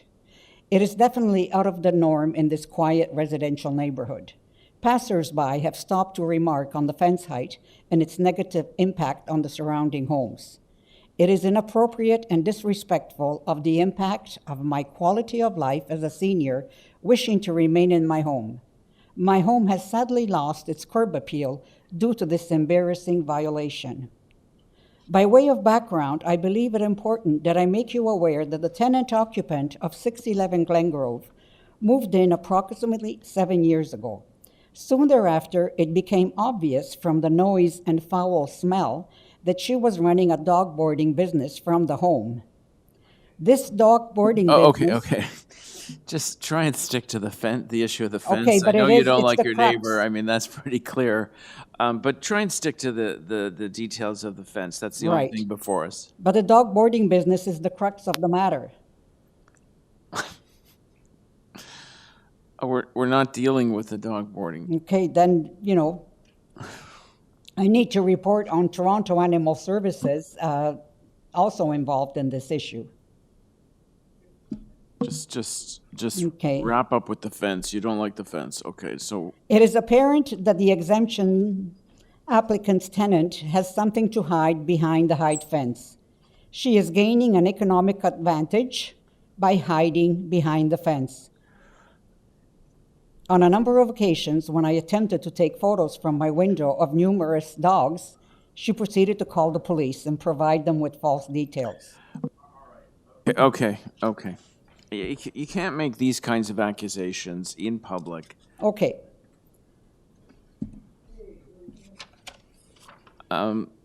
If you could wrap up, that'd be great. And then, maybe some of my colleagues have questions for you. yes, anyway, I call upon you, Mr. Chair and council members, to recognize this for what it is. It's discriminatory ageism by ageism. I am vulnerable as a senior homeowner who lives alone. One of the false statements likely to be presented is that without a higher fence, I have a view of her backyard. This is a moot and misleading point, as with the higher fence, I can clearly see her backyard from my second floor window. If the tenant truthfully wanted to have privacy, why would she leave the side door wide open very often so that I can see into her kitchen with the door wide open? And moreover, the fence slats have weathered and dried over the years. Should I wish to do so, I can easily look into her backyard through the openings in the slats. The adjoining property to the west of my home is divided by a chain link fence.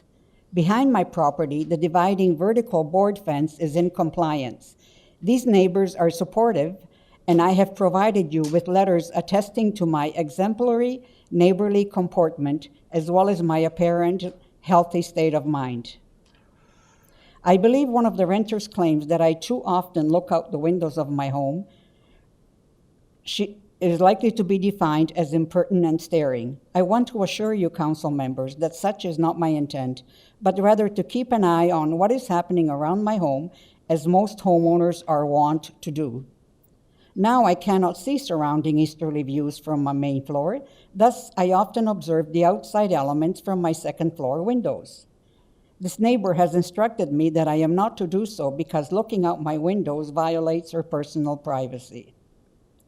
I continue to work part-time and have various All right, interests. you're over 5 minutes. Okay. If you could just wrap In up. closing, I again underline the importance that this violation be justly addressed and an exemption not be granted. It is clearly a contravention for personal gain. I have outlined to you the numerous negative and stressful ways that I am affected and ask that direction to correct the contravention be issued so that I may once again enjoy my home and views of its surroundings. Thank you, council members. Okay, thank you very much for your deputations. Are there any questions for the deputant? No? Okay, thank you very much. Nicole Diamond? Hi. Thank you for joining us. You have 5 minutes.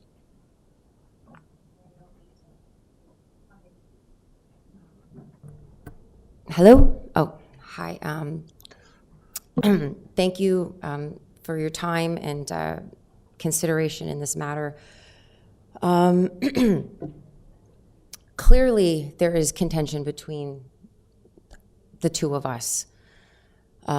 Without boring you through police reports and invasions of privacy and admissions of staring into my kitchen while I'm in my underwear and recording me.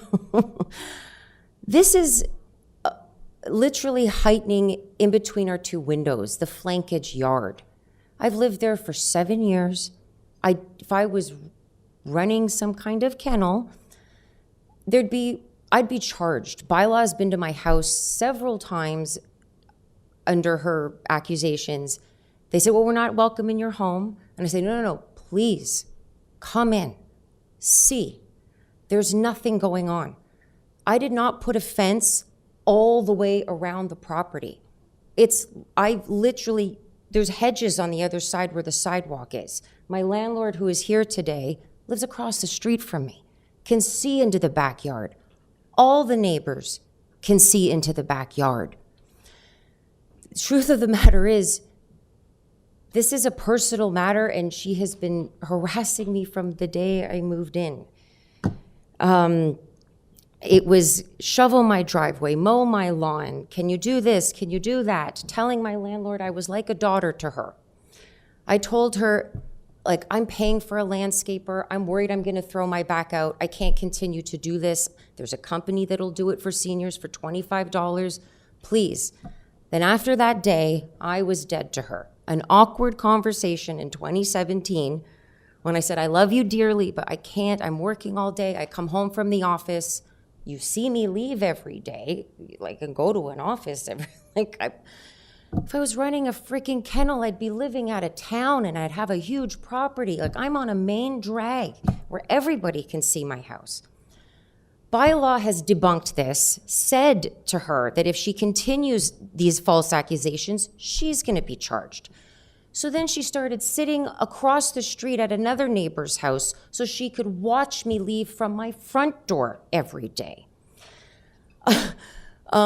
Thinking that, well, she's just not using the backyard. She must be sneaking them into the front. Okay. No, the police have had to be called All right, twice. no, I frosted all of my windows. This is turning into I know, exactly. Glengrove saga. I agree, but the truth of the matter is, if I was trying to hide something, as she said, you can still see into my backyard. Everybody can see into my backyard. I've paid to put cameras all around my house to prove I'm not sneaking any dogs in.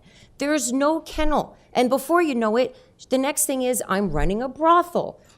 Whatever she can complain about, she will. Even a tree on her own property, branches came crashing down. She started calling lawyers. All right, it's best if you talk to one the thing after the issue other. of the fence height. The fence height is cedar. It's 2 feet taller only where our 2 windows meet. It doesn't even continue down the whole way. It is truly, if you look at these photos, our 2 windows are facing each other. And before I put this up, I have videos of her doing this. She would stand on her own driveway. There's no dogs around me in the videos. She's recording me in my kitchen. I have 20 of these videos of her saying, I'm not even trespassing. I'm standing on my driveway. I have every right to be here, and giving me the finger. Okay. It's I would beyond. speak- The police are willing to press charges if this continues, and she's still doing it. Every neighbor knows there is no freaking imaginary kennel. Every time I open the door, she'll blast the music. The second I close the door, she turns it off. It has nothing to do with dogs. It's to try and get me to move.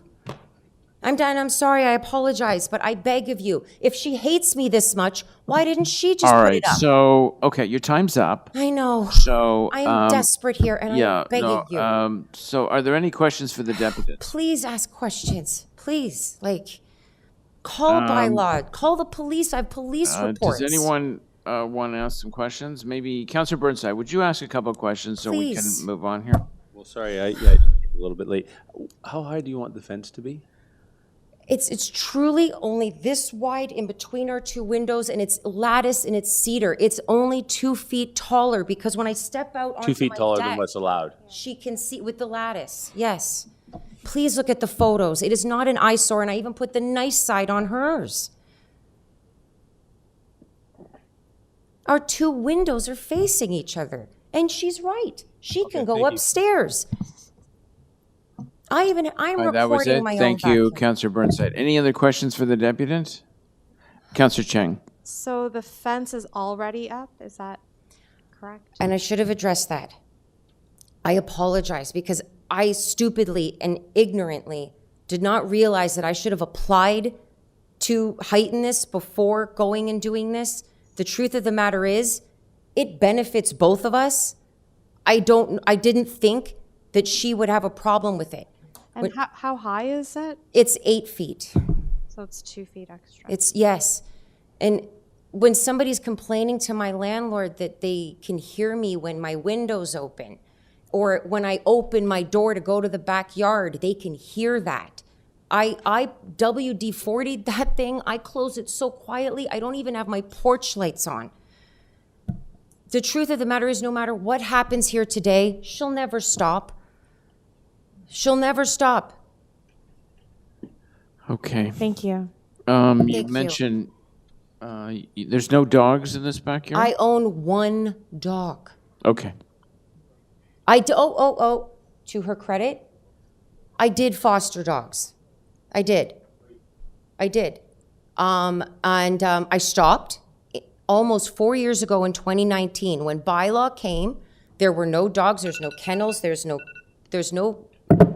kennel. If somebody throws their dog a birthday party and they have some dogs there for one day, or if they foster a couple dogs when she's not even in the country, even bylaw has said the fact that only one neighbor, my landlord lives across the street and can see, is calling from Florida saying, oh, right now there's a couple more dogs that were there short term because I was fostering dogs in need.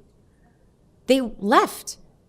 I've never, ever, ever done it since 2019. They said, just stop fostering. I said, no problem.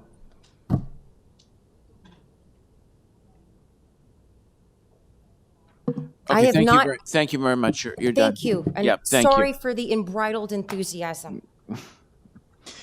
Okay, any questions for staff? Just want to. Councillor Cole? Staff, you've been to the site, Through you, Chair, yes, I have. and how wide is that fence that's at 8 feet? To my measurements, there's approximately between 35 and 40 feet on that side that's exceeds the height. I'm not sure. I mean, the owner said that it's only this wide or whatever, the divider. How wide is it? at It- 8 feet? It's approximately 35 to 40 feet in length of that side of the fence that exceeds the 6 height permitted. So it's not just at the window? No. The part that is the window is where it's really heightened. When you walk slowly down into the back. Enough. You had your chance. Didn't want you to think I was being disingenuous. I apologize. No, we wouldn't think that. Okay, so it's to that- staff. that's- Sorry? And is the fence in good repair or poor repair, or what is it? Through you, Chair, it's in good repair. It's a new fence. Yeah. Okay. And you've been there how many times? Once. Okay. Thank you. Thank you, Councillor Cole. Any other questions for staff? Speakers? Councillor Burnside? Yeah, I'm going to support the fence exemption. These two parties, I haven't seen anything like this in my 5 years. I find it disturbing. I think separating them is the best thing we can do, and I think that fence goes a long way to doing it.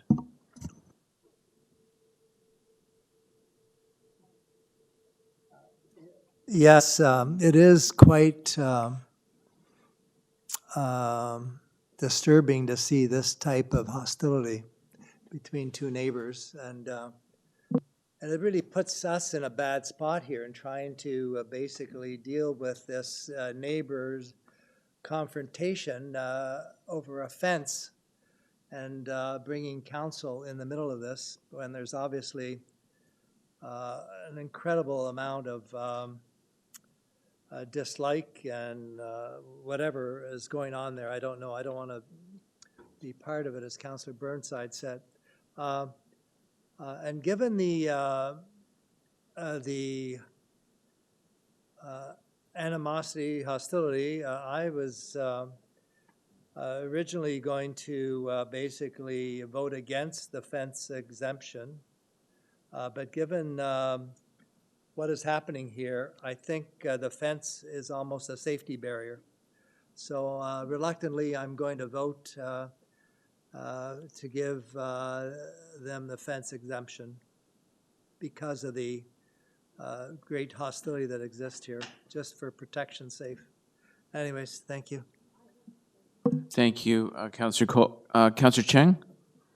Yes, I just wanted to say to both deputants, it's very stressful to live beside people that you are so angry at. It actually is probably taking years off your life. And if there's any chance that you could meet with a mediator or something to talk about, you know, your differences of interpretation of the challenges that you're facing. But I think that this mutual hostility is not good for your health, and it's not good for good neighborly relations. So I'd highly encourage you to find a path to peace for your own mental health. And I will be also voting in support of the fence exemption because good fences make good neighbors. Thank you, Councillor Cheng. And I too was going to use that famous quote to paraphrase. I think it's tall fences make for good neighbors, but either way, I think we share the same view that I'm looking at a picture of this fence now. It is higher than the bylaw, but it's only a short section of the entire length of the property. Obviously, it was done in response to the growing animosity between these two neighbors. It's really unfortunate that this has deteriorated, and I do strongly urge everybody to take a deep breath and look at the quality of your life that could be if everybody's getting along. And sometimes it just takes a small gesture from one neighbor to the other to get things working on a more harmonious relationship. So I'll be granting the exemption, supporting granting the exemption as well. Any other speakers on the item? Okay. Do we need to record it or we're good? Yeah. Okay. Councillor Burnside has moved a motion to grant the application for the fence exemption. All those in favor? Opposed? That is carried.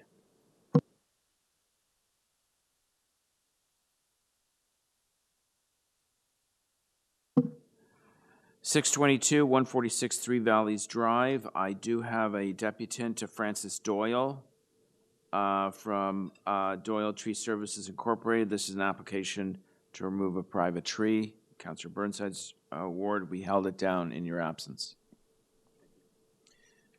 Ms. Doyle?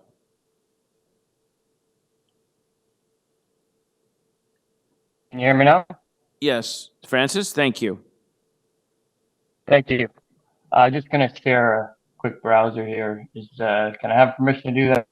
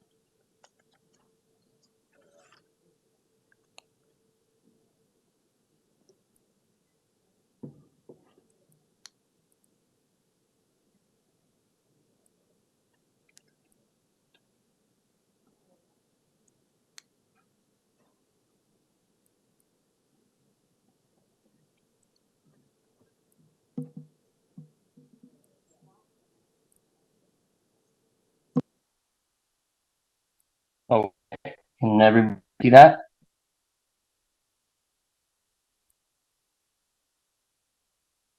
Okay. Are we ready to go here? Yep. I just shared that. I'm just checking if anyone can see it. I restarted your clock.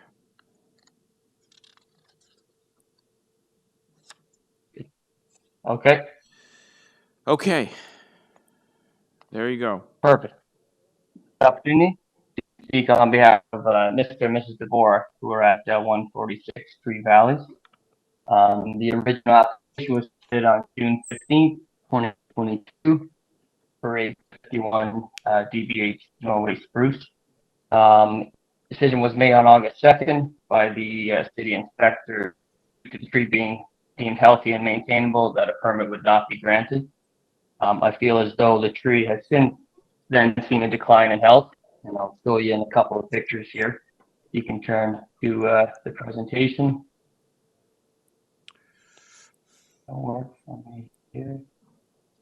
So this on Google Maps picture of the spruce here. This is October 2020, full of life, lots of growth, which is what you want out of a tree. You can notice a little bit of a significant on it. This is July 2022. You can see a slight difference in more deadwood showing. And this is March 2023, the latest picture that I've took and visited on site. Quite a bit of deadwood in the tree. Not exactly what you want to see. It was after this storm where multiple branches like this dropped, and as you can see, they were healthy branches too. They weren't just dead branches. I know in the report the inspector said we could prune out some of the dead wood, which is obviously a good option. But these branches that dropped were in fact healthy branches, narrowly missing. Sorry to interrupt, but are you trying to show us pictures or photographs or? Yeah. We don't see anything except some kind of homepage here for Doyle. Oh, there we go. Okay, that's better. Okay. Thank Says you. I'm sharing a browser now. All right. Okay, sorry, it just said I'm sharing a Yeah. browser, so I assumed it was all good there. Okay, so I'll just go quickly over there. So yeah, first picture, October 2020, 3 years ago. The tree's looking full of life, lots of growth up top, and then it starts to take a decline. I would say 2022 when we submitted the permit application, you notice a lot more dead wood in it. And then this is March 2023 when I last visited and saw that the tree was in what I would say health in decline. Multiple branches broke off, as you can see pictured here, narrowly missing the client's new car and over their walkway. So obviously the client is worried about the tree, as they have been. That's the only reason why they want to move forward with the appeal and try to get it removed. And the last picture here is on the left. You can see what a healthy conifer tree looks like, full of life. It's been pruned in the past, obviously you can see. Whereas the picture on the right is the tree in question, and it's I would say it's evidently in decline. So where are we here? Also, there's a hydro wire growing right through. If you can see here, that the client worries may get damaged if more branches break off. In the report, it's a non-desirable species. It drips sap, which is obviously just a small nuisance. It's not the main problem, but it's one of them. The homeowner has planted species of new trees in their backyard and is more than willing to plant another one if the room allows. Kind of property, they love their gardens, the trees and the benefits that they bring to the neighborhood, but they're just at their end here with this tree and constantly worried about it. Part of living in the city is seeing mature trees down when they're fully healthy. I think it's a lot.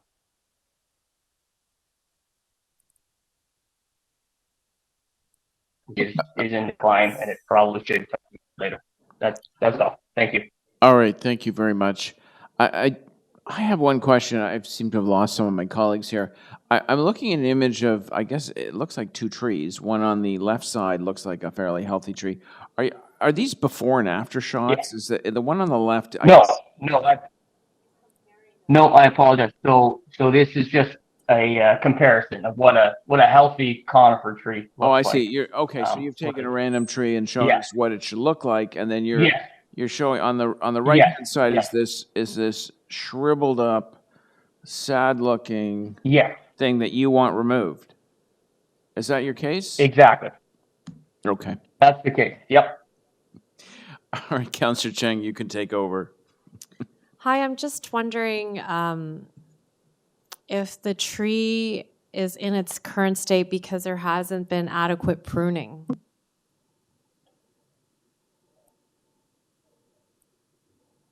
It hasn't been company. It would be quite a significant job to try to remove all the deadwood, and even doing so, it's not known to actually help with the health of the tree. Now, it would maybe stop some of the dead branches, but as you saw in the previous picture, the three or four branches that did fall in the wintertime were actually healthy branches. They had life on them. So, I mean, pruning always does help a tree and the health of it, but in this case, I don't think that that would help. Do you know when was the last time this tree was pruned? I couldn't tell you. No. For that condition. Any estimate based on what you see? Like there clearly is a lot that should have been pruned that hasn't been. Would that look like a few years out from a prune? Yeah. Like the last picture, or the first picture I have on here, I don't know if you can still see the presentation, it was October 2020. And in that case, the tree looked healthy. It looked like it didn't need much in terms of pruning. Maybe a couple of lower limbs could have been removed just for clearance, but other than that, so I would say my guesstimation maybe 5, 6, 7 years ago, maybe they did a little bit of pruning on it. But yeah, in terms of the species of tree here, they don't need regular pruning. The only thing you would do to them is for clearance wise, so that they're not banging their heads off lower branches. You would trim the lower branches. So in your professional opinion, this tree is clearly in decline. Is that correct? I would, given what I've noticed over the last few years, I've noticed the tree on numerous removals actually. And is there any treatment that can be applied to the tree that would strengthen, extend its life a bit, in order for us not to lose such an old tree? Nothing to my knowledge that would guarantee kind of that, or would be cost effective for the homeowner. Okay, thank you. Thank you. Thank you, Councillor Cheng. Any other questions for the deputants? Questions of staff. Thank you, Mr. Chair.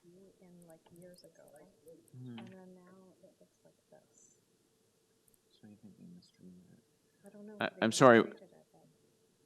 Councillor Carroll, was that you? Yeah, I'll have questions of staff. Thanks, Mr. Chair. Okay. So thank you to the deputant. Appreciate your comments. Councillor Carroll, questions for staff, and then Councillor Cheng. Thanks, Mr. Chair. So we've had the opinion of the arborist hired by the homeowner, but the report goes into a bit of detail of the health. So a visit was made to the site. Our own staff have made their evaluation. Is that right? Through the chair, yeah, my staff and myself have seen the tree. And the report seems to think that you've found it very healthy, and pruning and some removal of dead wood would really help in terms of falling branches and possibly even improve on the sap situation. Through the chair, the only revision, modification to what you just asked, we're not stating emphatically that the tree is very healthy. We're stating that the tree is healthy. Right. And the private tree bylaw only considers whether the tree is healthy or poor. And of those two options, our assessment is that despite the signs of decline, which I don't dispute, the tree is healthy at this time. And that is what has resulted in our position. I generally agree with most of the arborist's statements that pruning would be of limited value to improve the condition of the tree. It's certainly recommended for maintenance, but it's not going to magically turn it around and make it glow. Right. It may not, having not been regularly maintained, it's not going to look like the picture that you presented us of the perfect tall conifer, but would definitely be an improvement on what we see today, which is just basic, healthy, and maintainable. Through the chair, is that a fair assessment? Through the chair, I don't know that most lay people would notice much of a difference after a pruning job on a tree like this. As a former private arborist, I think most of the benefit would be had in removing low branches close to the ground. Those tend to make the tree look tidier. The photos and my own experience of the tree is that there is a smattering or a decent amount of dead wood in the upper crown, and that can be pruned out, but it doesn't stand out, and I don't think it would make a big difference to the tree. It's not gonna make it look that much better, and I don't think it would extend its life. Right, but it does have, do you have an estimate? They do remove the lower branches, which helps with the problems in the driveway and I dare say the front yard, because if you remove some lower branches, get up, closer to the height of the house, you get some more light onto the lawn and improvement on the driveway. Do you have an estimate of how much more life we can get and therefore this tree remain a part of our tree canopy? Do you have an estimate of how much more life there is in this tree? Through the chair, estimates like that would be fraught with uncertainty, but I would be comfortable saying barring unanticipated changes. I would expect the tree to look pretty similar in 5 years. Maybe likely to be a little bit worse than it is now in 5 to 10 years, maybe a little bit farther down that slope of decline. Okay, thank you. Thank you, Councillor Carroll. Any other questions for staff? Okay, let's move to speakers. Councillor Burnside. Thank you. I'll be supporting the removal of the tree. It's scraggly. It's seen better days, and we are getting a tree. We are getting replacement trees. So I think those factors considered, I'll be supporting its removal. Okay, any speakers on the item? I'll be supporting the local councillor and the request to remove. This is an opportunity to plant 5 new trees. This is a tree that, in the view of the deputant, is not worth saving. The property owner obviously went to a professional to get a second opinion, and it's my view that I would rather have 5 fresh trees that will have good lives ahead of them, rather than saving this dying, sickly, sad-looking cedar.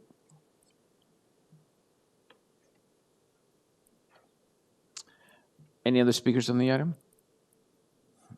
Okay, Councillor Burnside. Mr. Chair, I don't need to speak. I'd just like to be recorded in the negative. Okay. Thanks. Okay, so Councillor Burnside has moved approval of the request to permit the removal of the privately owned tree at 146 Three Valleys Drive. All those in favor on a recorded vote: Councillor Cole, Councillor Burnside, Councillor Cheng, Councillor Pasternak. Those opposed: Councillor Carroll. Thanks. That carries.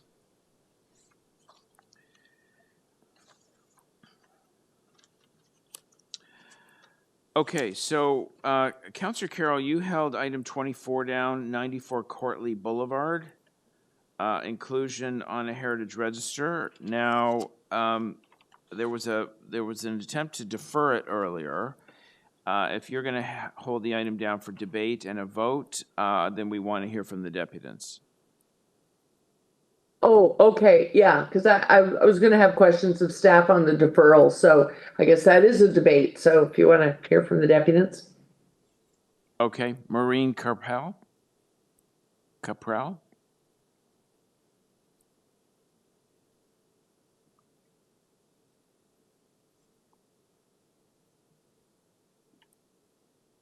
Alex Gresenbach.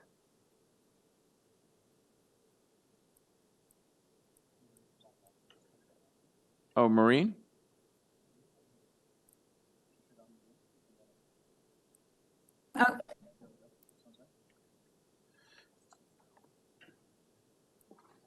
Okay, I guess I'm on now. Yes, thank you. You have 5 minutes. Okay. So, April, and I'm the president of the Lytton Park Residents Organization. The property at 94 Courtly Boulevard is a landmark within our neighborhood. It's located nearby Lytton Park and the North Toronto Cricket Club, and it abuts the Lytton Park Sunken Gardens. Many people out on a stroll or on their way to school, work, errands, enjoy the sight of this landmark building in a beautiful setting. It is one of the first homes to be built in the Alexandra Gardens, Lytton Park area. It contained innovative, for that time, architectural features that provided an example for future homes in the area. Heritage planning staff have researched the property and found it meets multiple provincial criteria for listing on the City of Toronto's Heritage Register. And the Toronto Preservation Board has endorsed this report and recommended its approval to City Council. Provincial policy identifies cultural heritage resources as irreplaceable and valuable assets that must be wisely protected and managed. These contribute to our sense of place and to a healthy and equitable community. This arts and crafts style home with Tudor revival influences at 94 Courtly contributes to the character and sense of place in our community. It is a work of architecture that is much appreciated by all who view it. It is imperative that this historic property be listed now. If a property is listed prior to an application for development or demolition, then it has interim protection from demolition, and it does not place a burden on the owner. It does provide City Council with an opportunity to determine whether the property warrants conservation if a development or demolition application were to be submitted. It would not preclude renovations to the property in accordance with the official plan heritage policies, but it would provide an opportunity to conserve salient heritage aspects for us and future generations to enjoy. And we strongly recommend that the property at 94 Courtly Boulevard be listed on the Heritage Register, just to give it some interim protection from demolition. Thank you.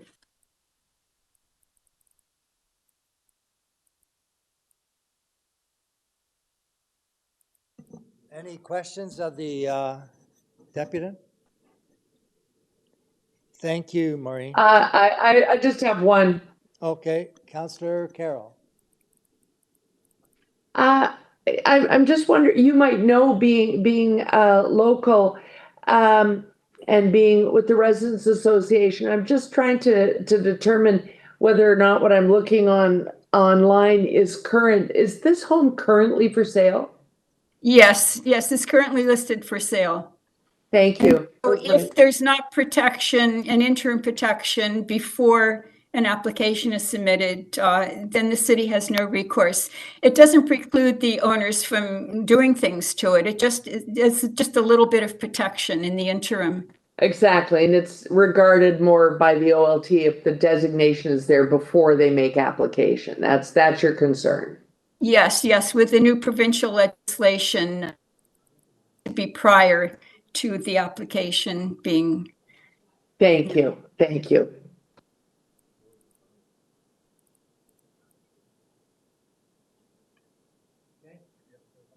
Okay, the next deputant, please, Alex Gretzenbach.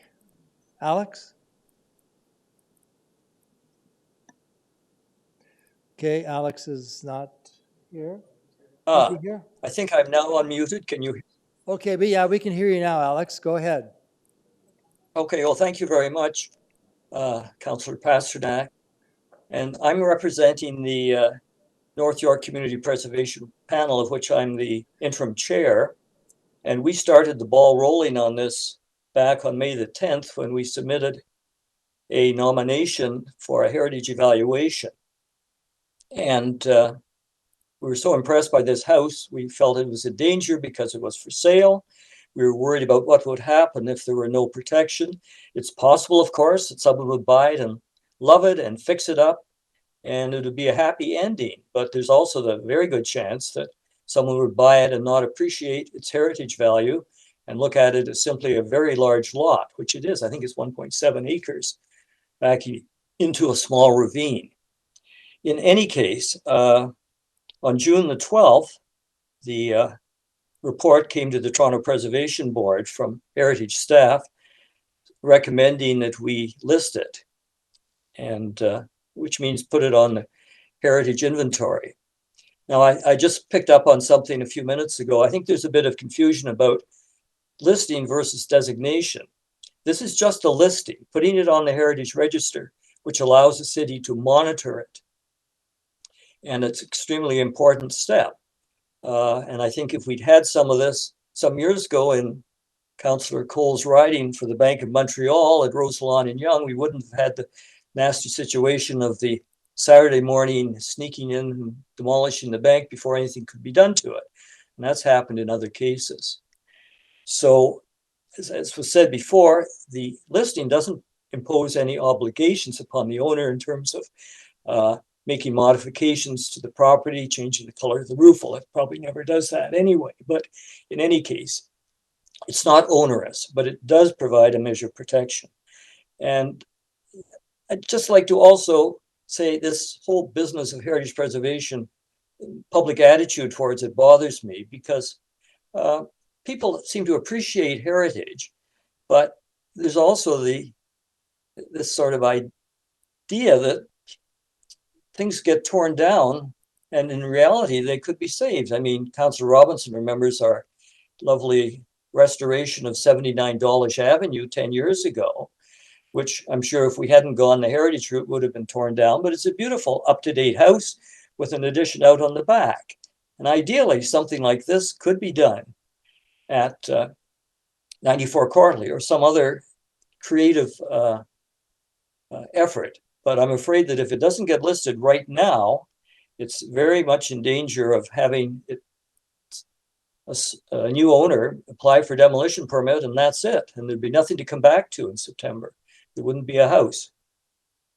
So thank you very much for my consideration. And I think Heritage staff can do an excellent job of explaining in more detail, and perhaps you might want to hear from Heritage staff. I think you probably do anyway.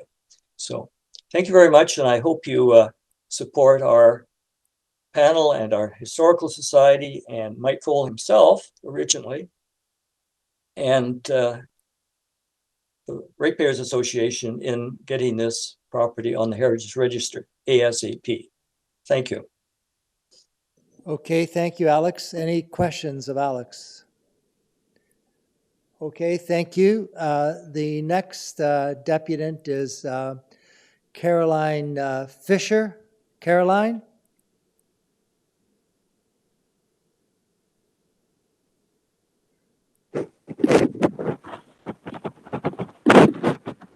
Hello? Yes, Caroline. Can you hear me? Yeah, are you in London, England? I am. Okay, thank you Can you for hear me? taking the time. Yes. I've been on the phone for 3 hours waiting Oh, to sorry, speak. again, sorry for, It's okay. I just haven't eaten lunch, so if I faint in the middle of this, you'll know why. okay, anyways, Caroline, would you proceed? We'll try and Yeah. make sure you got the connection. Yes, we hear you clearly. We see you. Just flag if you don't, because I'm not sure what the connection's like. This has been in my family, this house, for 70 years. We were completely blindsided by this application for listing and only discovered it after we found somebody who was interested in the house after he did some digging. We weren't aware of it. Nobody's ever tried to list it in the 70 years that we've owned it. We're a family of 5 spanning 3 continents and are not able to mobilize that easily with up to a 12-hour time difference, and have had really no time to react or prepare for this.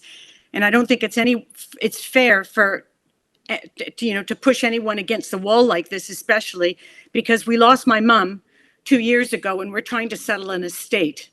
And this just is creating more stress because, we've been trying to settle this estate. And then, of course, nobody really wants to buy it right now because you've got skyrocketing interest rates. You've got Ukraine's supply chain costs of repair and everything. And it's a very expensive proposition. So we don't really have anybody who's interested that much right now. What I don't understand is 85% of the houses probably in the area can be classified as arts and crafts or Tudor style.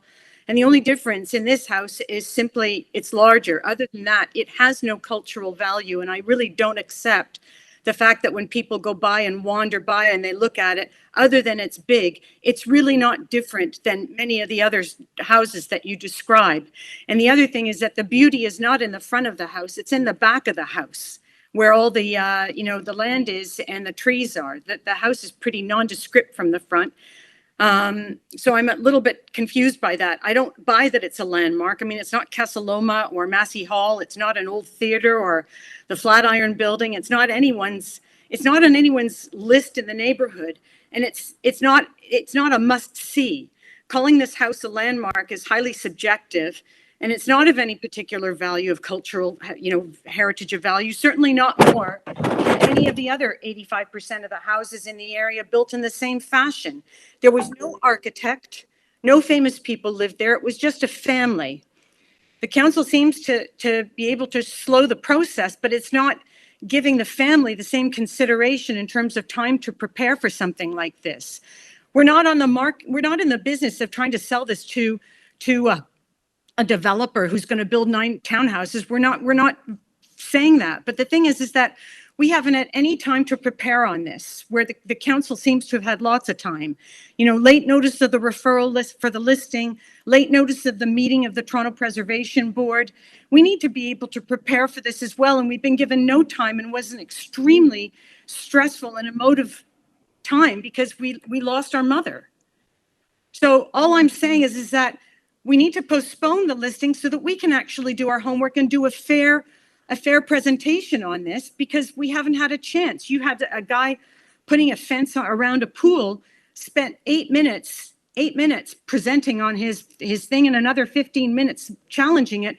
We haven't had any time to do this. So we'd like this listing to be deferred until September, because we need time. We're under too much pressure in every angle here, and to get this and be completely blindsided with barely any notice and no ability to gather resources, do some research or anything.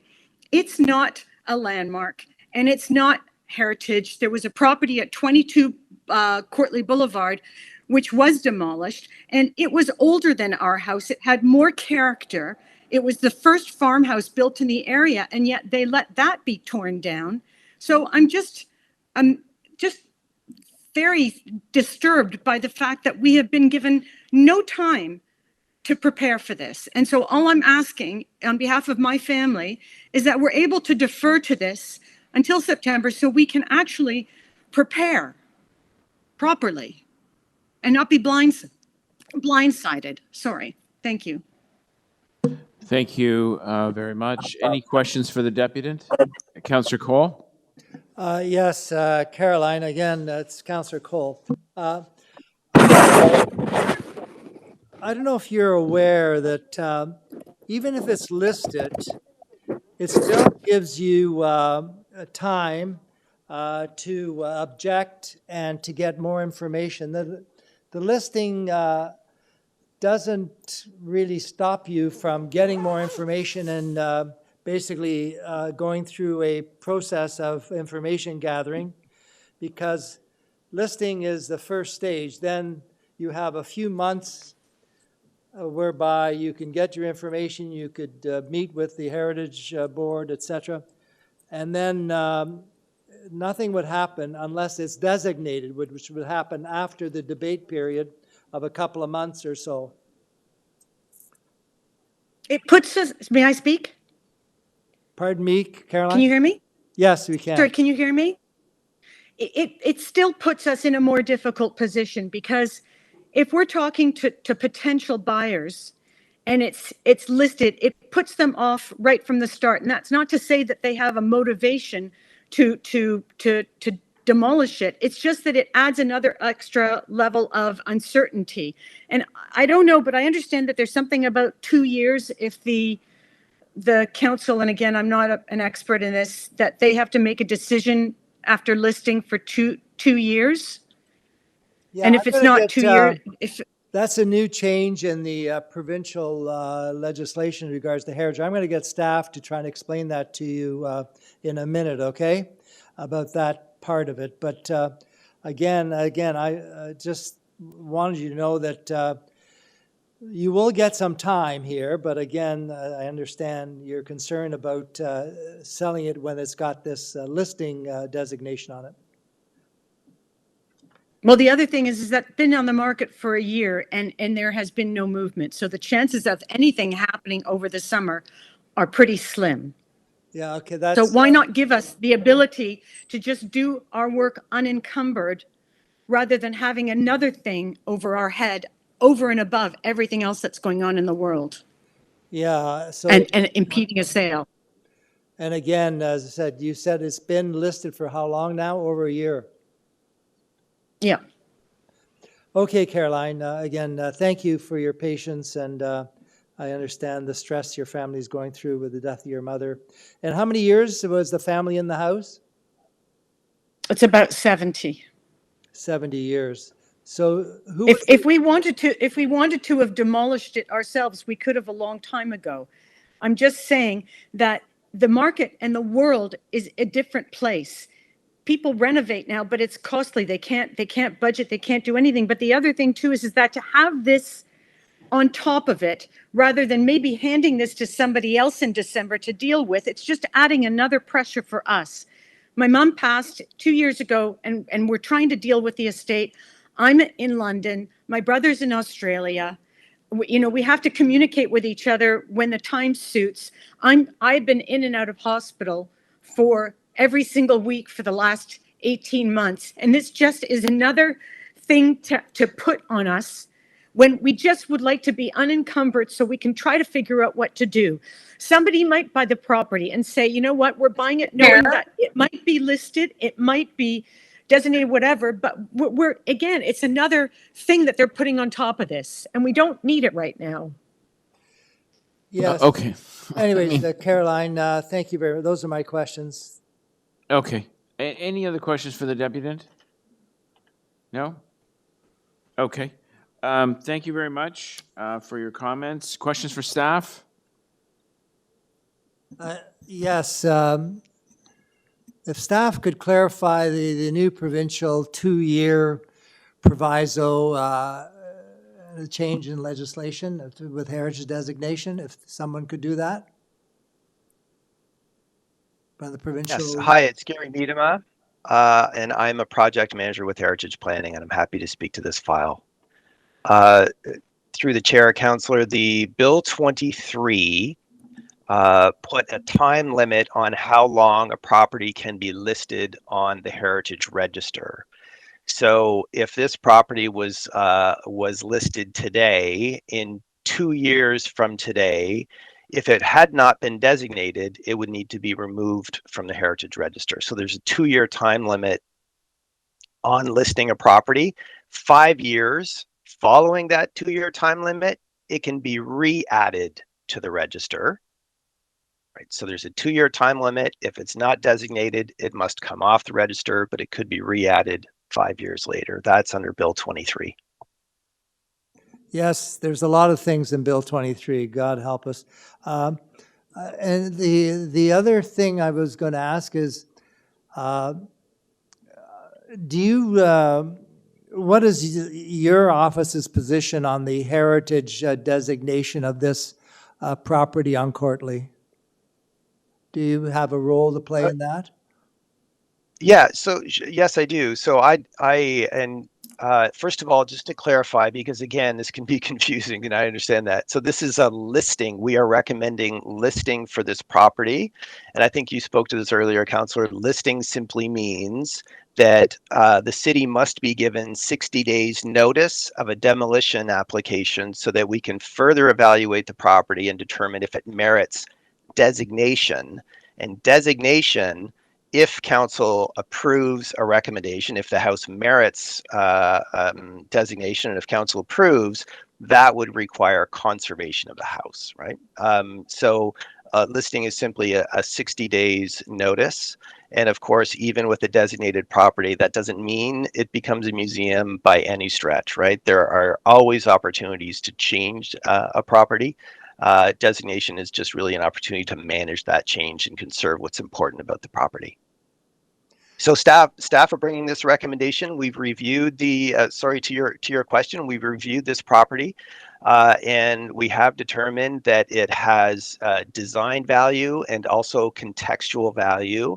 Under the Ontario Heritage Act and Bill 23, to list a property, it must meet 1 criteria. To designate a property, it must meet 2. And staff are generally looking at these properties considering at least 2 criteria. And staff do recommend this property as meeting at least 2 criteria. Designation may identify further. Now, what about the family's concern that listing would basically have handicap their attempts to get a fair market price for this house. What has been your experience when this type of listing occurs and value of these properties that are listed? I've spent some time with family on phone calls and understand their concerns, and have been speaking to what listing means. And again, we do understand their concern with the property. A little bit of background. This came to us. So the property was nominated over a year ago, but we began to look at it this spring when the family was looking for clarity about the status of the property and of its nomination. So we then reviewed the property, and our intent was to bring clarity to the status of the property through a listing so that any prospective buyers would understand that the city at least has an interest in further evaluation of this property. That's really the intent and benefit of a listing, rather than have someone purchase the property not understanding that the city might have an interest and then have their plans altered, which is an experience that I think we've certainly seen and is a difficult one. So listing, there are many listed properties in the city of Toronto. Some of them have been listed on the Heritage Register for over 50 years. And those properties have been purchased and sold. With respect for the family, I don't predict the real estate market, but that's probably the best I can say, is that there's listed properties over 4,000 in the city of Toronto that are purchased and sold, I would say, regularly. Anyways, that's very helpful. Thank you very much for your work on this. Thank you. Thank you, Councillor Cole. Councillor Burnside? Thank you. Yeah. So, sorry, did you say that there was a notification or nomination a year ago? Yes. So there was the nomination that the previous deputant spoke to was submitted in May of 2022. And when was the homeowner notified of that? There is no notification process for nominations. So a homeowner is not notified by the city of a nomination. And I can clarify that if it's helpful. Sorry, go ahead. Yeah, it would be helpful. Like, so when would they catch wind of this? Like, what's the process? Because it is their property, right? Yeah, and in this case, I'm not often when a panel nominates a property, they might reach out to the owner, and on the nomination form we inquire whether they have reached out to the owner, and I could look at that form today and see if that was the case. But the city itself, as Heritage staff, we don't make an effort to reach out to a property owner and notify of the nomination.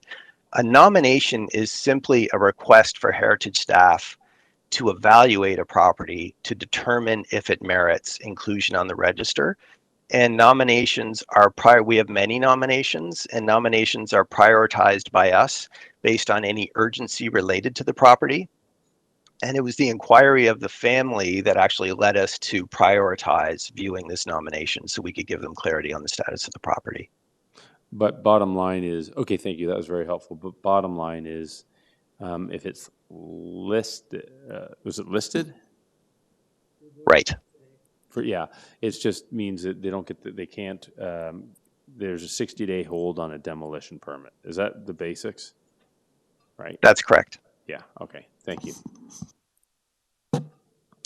Thank you, Councillor Burnside. Any other, Councillor Carroll?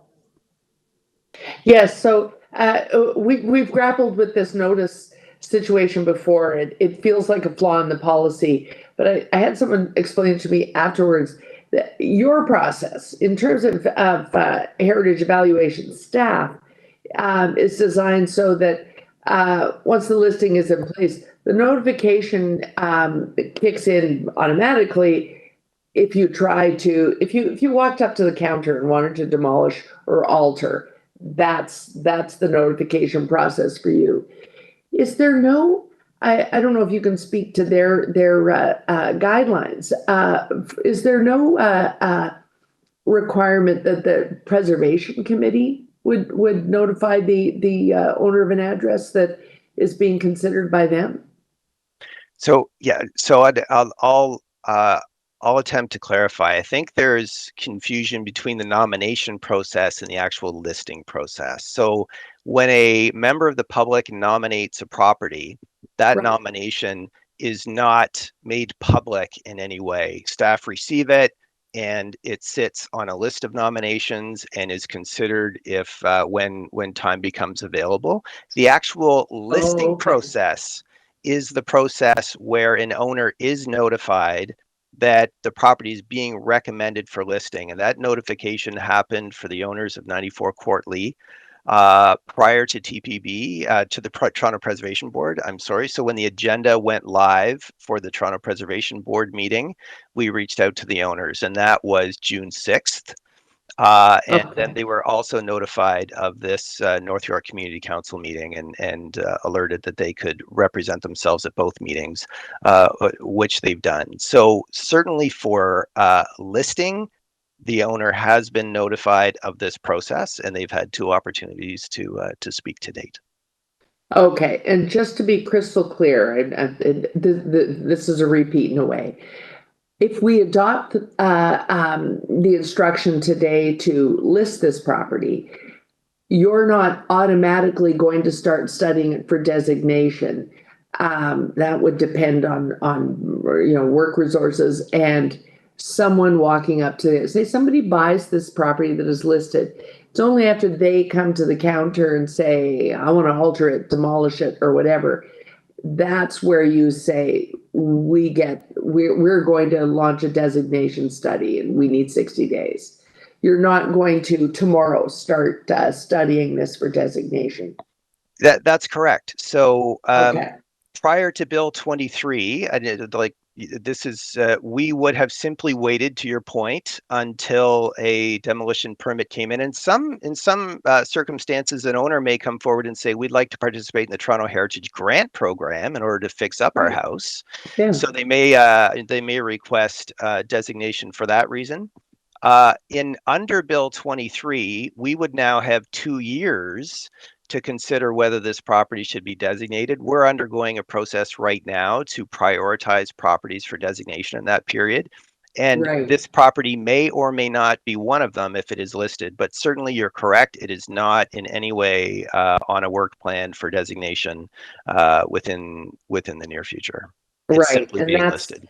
That's that process change where we are looking for the resources, because that's a significant change. If we have 4,000 properties up there on the list, then we've got to look at which ones really are a threat. And so you may proactively have to proceed with the study, but this one's not on a radar yet. No. Okay, got you. Thanks very much. Thank you, Councillor Carroll. Any other questions for staff? Speakers?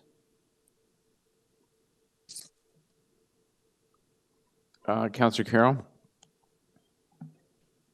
Yes, Mr. Chair, I know that this is a difficult situation, hearing the emotion and the voice of the owner. And so it's a difficult situation, not just for her family, but also for our colleague. But I'm speaking against the deferral today. I hope that people don't defer this. This property is on the market. The luxury market, if the Globe and Mail is to be believed, last Friday, the luxury market is picking up after a long spate of stagnation. And part of the reason it's picking up, they say, is our own policy that looks at multi-unit homes in a more liberal application than it has in the past. And so I really think it is important that we do list this. Right here. This house is, pardon? I don't know who that was, but I'm going to continue. Part of the reason that I would love to see this home listed is if someone did come in to do alterations, I would really hope that the city would look at the interior of this house. Is an absolutely stunning sample of arts and crafts woodwork. Absolutely. And Ironically, it's partly because the part of the reason that woodwork is in such beautiful condition, particularly the entrance hall, is a family enjoying this home generation after generation for 70 years. But it seems to me a rare example of that kind of woodwork. It's really amazing. I hope people will take a look at it online. And so I really think that we don't want to defer this, because if we defer it, it's exactly as the Residents Association mentioned. The final consideration would finally come in October by the time we're going to council. And in that time, a property can be purchased. Couple of months can find them at the counter looking at a proposal to do alterations.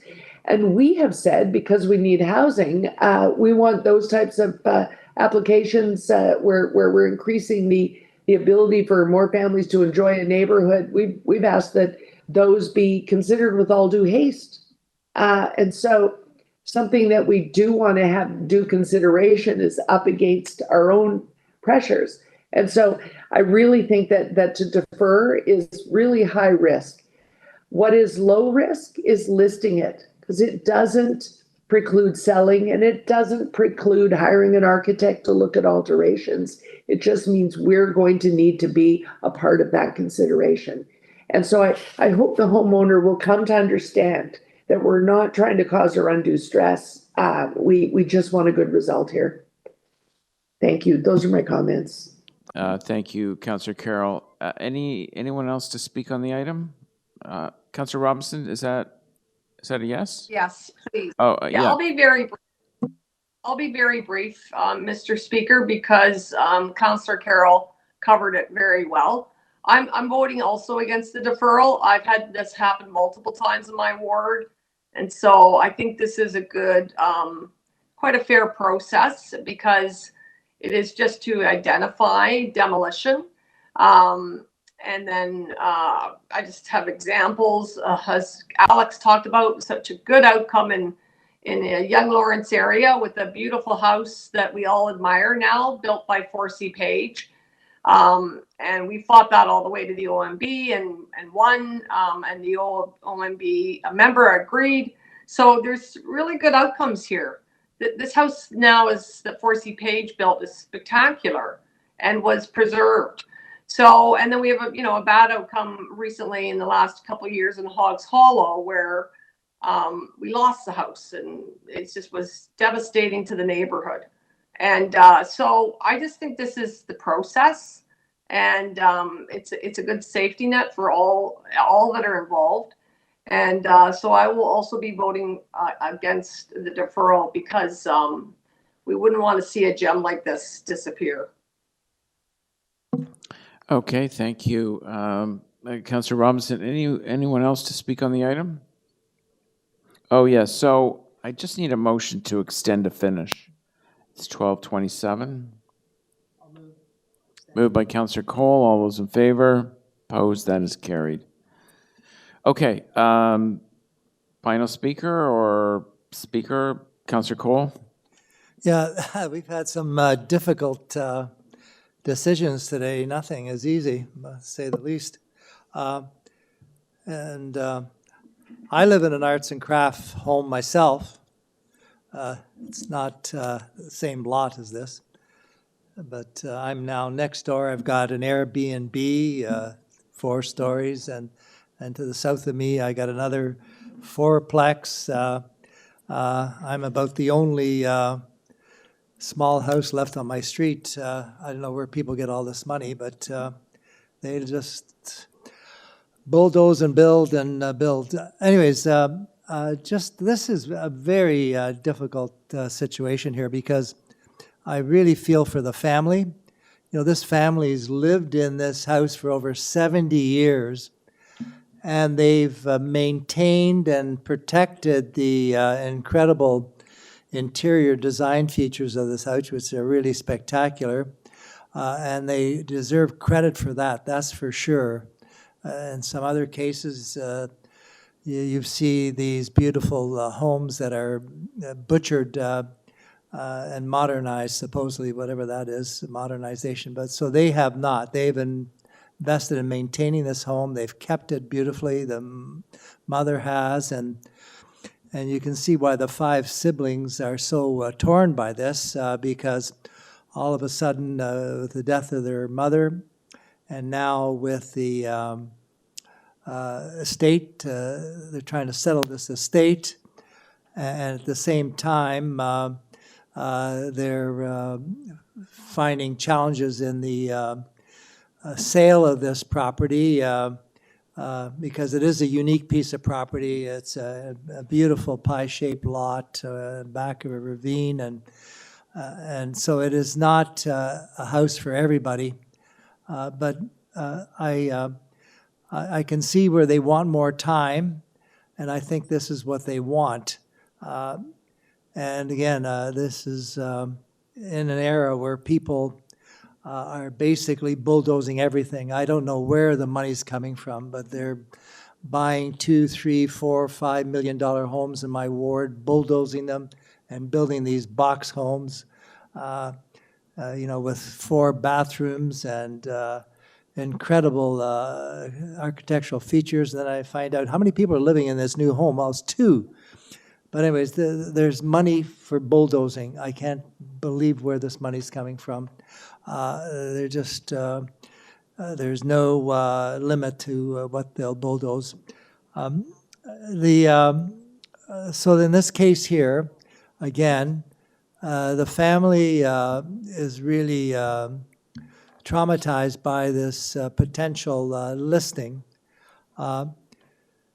And again, I thought that maybe the deferral would be a way of easing the family's pain and suffering over this disposal of their family estate.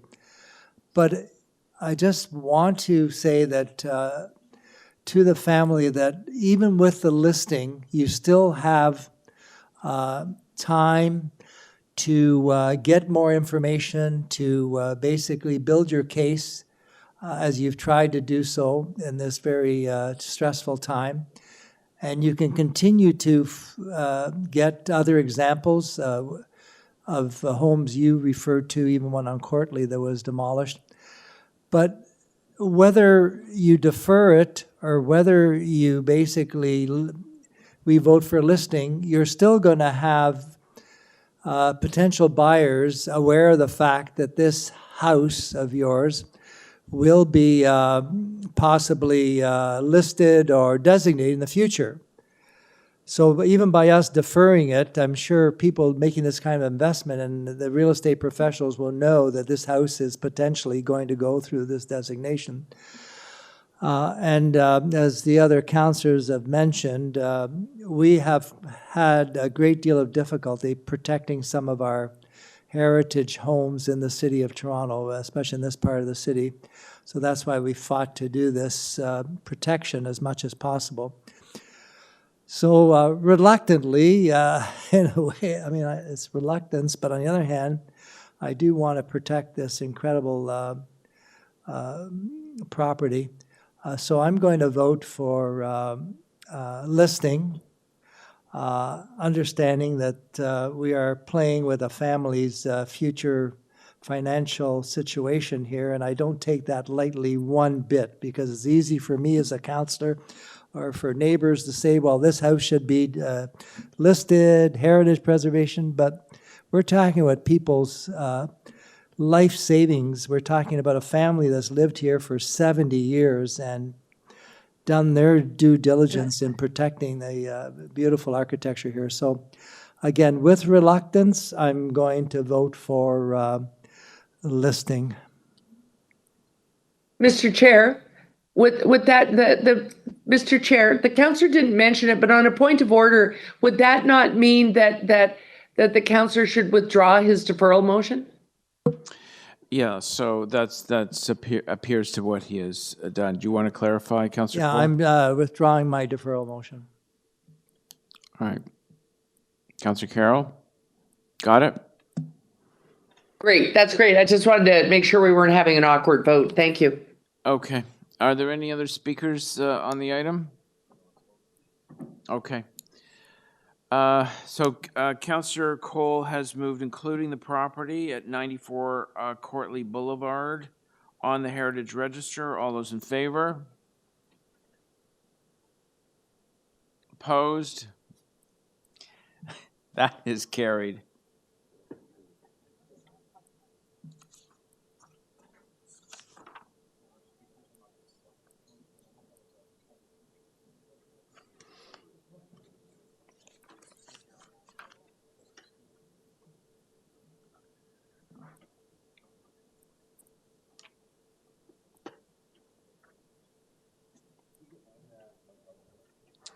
Yeah, so we're going to go to item 7, renaming of Garamond Street. Oh, sorry, Garamond Court. Can't find the speakers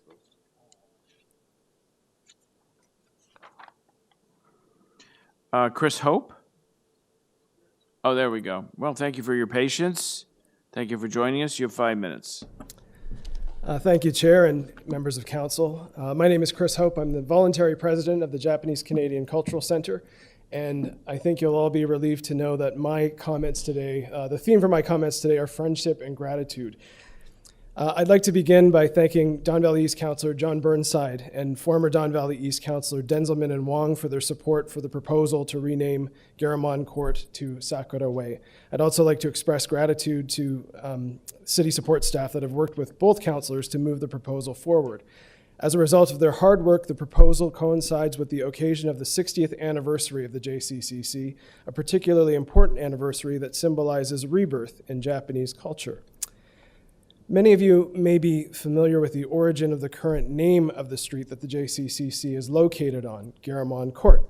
Garamond is a typeface that is so ubiquitous, I guarantee it's loaded on every device in this chamber.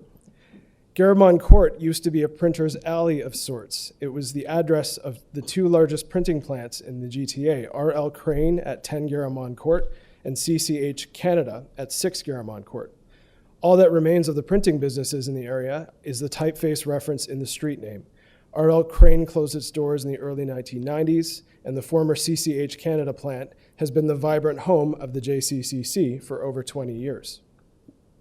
So turning back the clock a little bit and trying to compress 60 years of Japanese Canadian Cultural Center history into 30 seconds or so, the JCCC was founded in 1963 by 75 families that had been interned during the Second World War. They'd lost all of their property during the war, and they could only build the Japanese Canadian Cultural Center by mortgaging their own homes.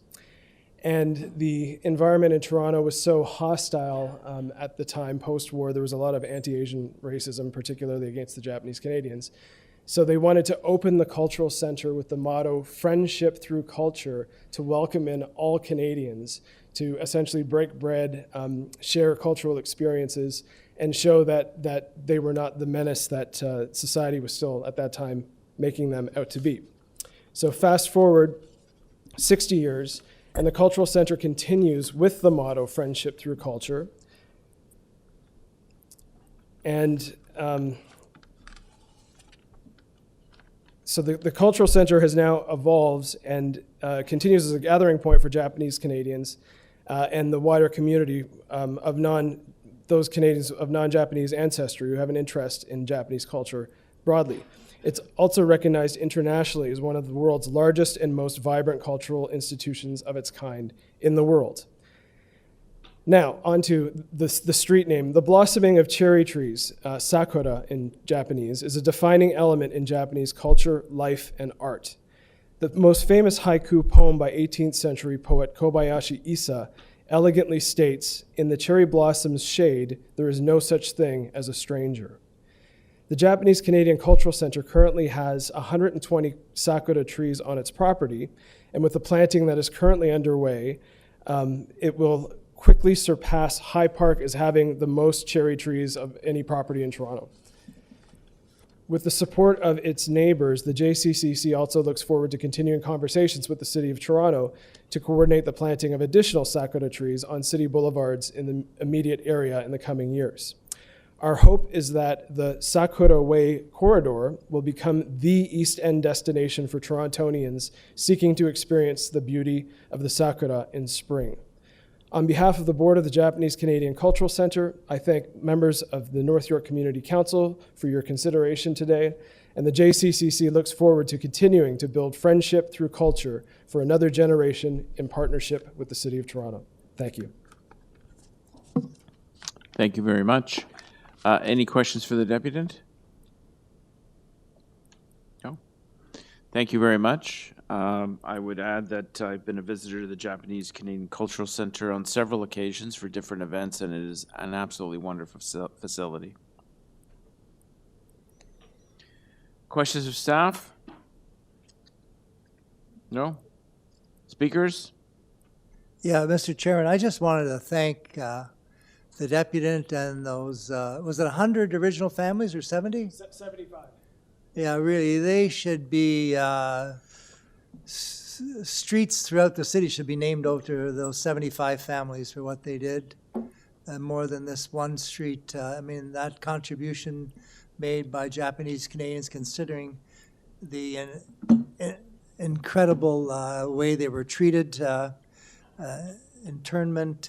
My own Italian community was also sent to Petawawa and concentration camps up there, and quasi-concentration camps anyways. It was just horrible the way they treated the Japanese and anybody who was related to the hostile powers. But anyways, thank you for everything you've done, and may you continue to do it for another 60 years. Thank you very much.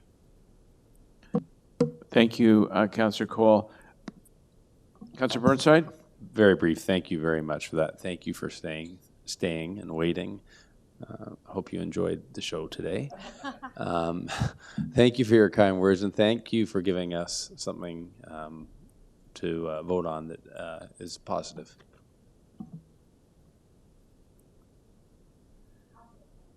Councillor Cheng? Yes, I just wanted to also share the well wishes of my colleagues, thanking the deputant for your efforts to represent voices that sacrifice to make this longstanding landmark in our community. So really happy to support this motion, and it is truly a beautiful center that celebrates a beautiful culture. Thank you, Councillor Cheng. So the local councillor has moved the staff recommendations approving the name Sakura Way. All those in favor? Opposed? That is carried.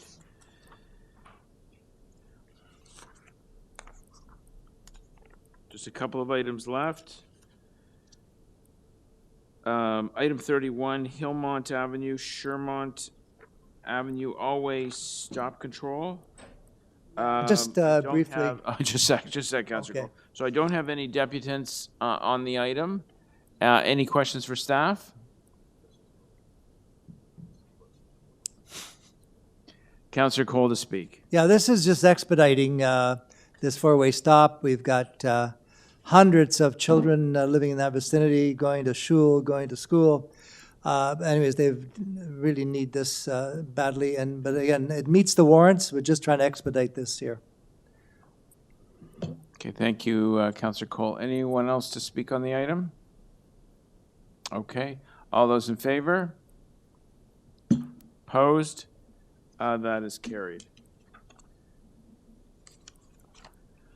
Item number 32, St. Clements Avenue, parking changes. I do not have any deputants on the item. There is a motion. Okay, well, questions for staff? No? Speakers? Councillor Cole? Yeah, just briefly, this is to accommodate a new addition. St. Clements School is being essentially rebuilt, and it's not turning into a condo, which is incredible. And on top of it, Councillor Robinson, you'll be interesting to hear, we actually were able to preserve the original Orange Hall. And Orange Hall is now owned by St. Clements School. And that was another potential condo site. So we stopped 2 condos here with this great new school, St. Clement's, where my daughter-in-law went to as a graduate. Anyways, we're just trying to accommodate the reality of drop-offs here, so it's just a change for accommodating the parents. Any other speakers on the item? No? Okay, we're voting on the motion on the screen. Moved by Councillor Cole. All those in favor? Opposed? That is carried. Item number 34, bridle path changing parking signage. Don't have any deputants on the item. Questions for staff? Speakers? Councillor Robinson? I just like to, yeah, thank you, Mr. Chair. I'd like to move this item. It's a long story, but I'll make it short. We've had multiple meetings with staff about this, and this was actually their recommendation. And given our summer break, we wanted to move it ahead because it's something that's in the works for a long time. But staff agree with it. There's been safety issues at the kind of the neck of the street. And so I would like to move this motion. Okay, any questions for the mover? Any other speakers? All those in favor? Opposed? That is carried. Item number 35, this is my item. Just some adjustments. We're making some tinkering with the no parking restrictions on Westgate. I don't have any questions for staff. Anybody else questions for staff? Speakers, I have a motion. Oh, it's on the screen already? There it is, yeah. So this is tinkering just to adjust as a community compromise, some change in parking restrictions. Hopefully it's not too controversial. Okay, all those in favor? Opposed? That is carried. Thank you very much for staff for helping with that motion. It's greatly appreciated. I think it's the last item, Seneca Hill Drive and Kings Lake Road enhancing traffic. Oh no, we did this one. This was Councillor Carroll. We actually jumped ahead and did that one. The bills?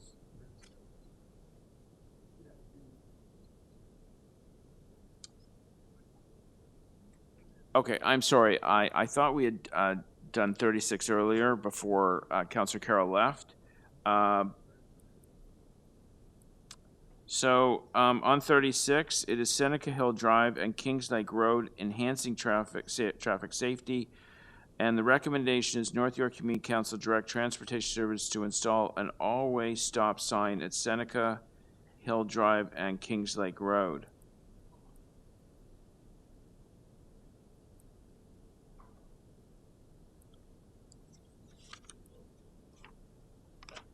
Oh, was there a staff report with this?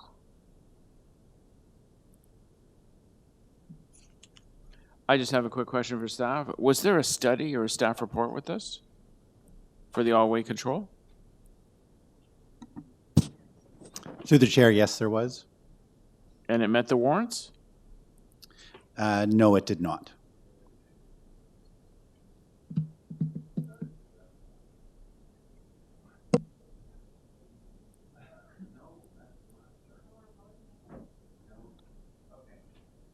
All right, let's put this to a vote.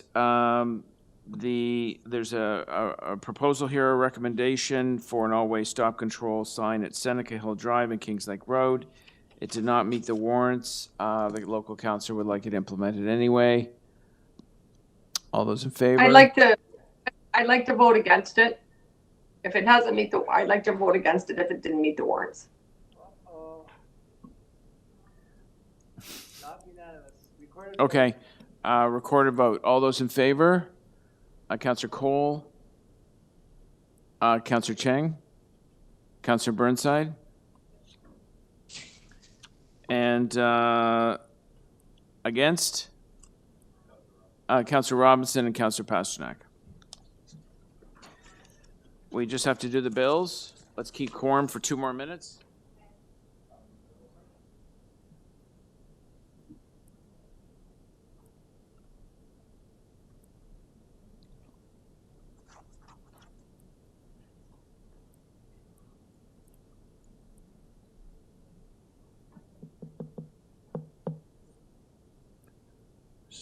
There we go. Okay, Councillor Cheng, can you do the bills, please?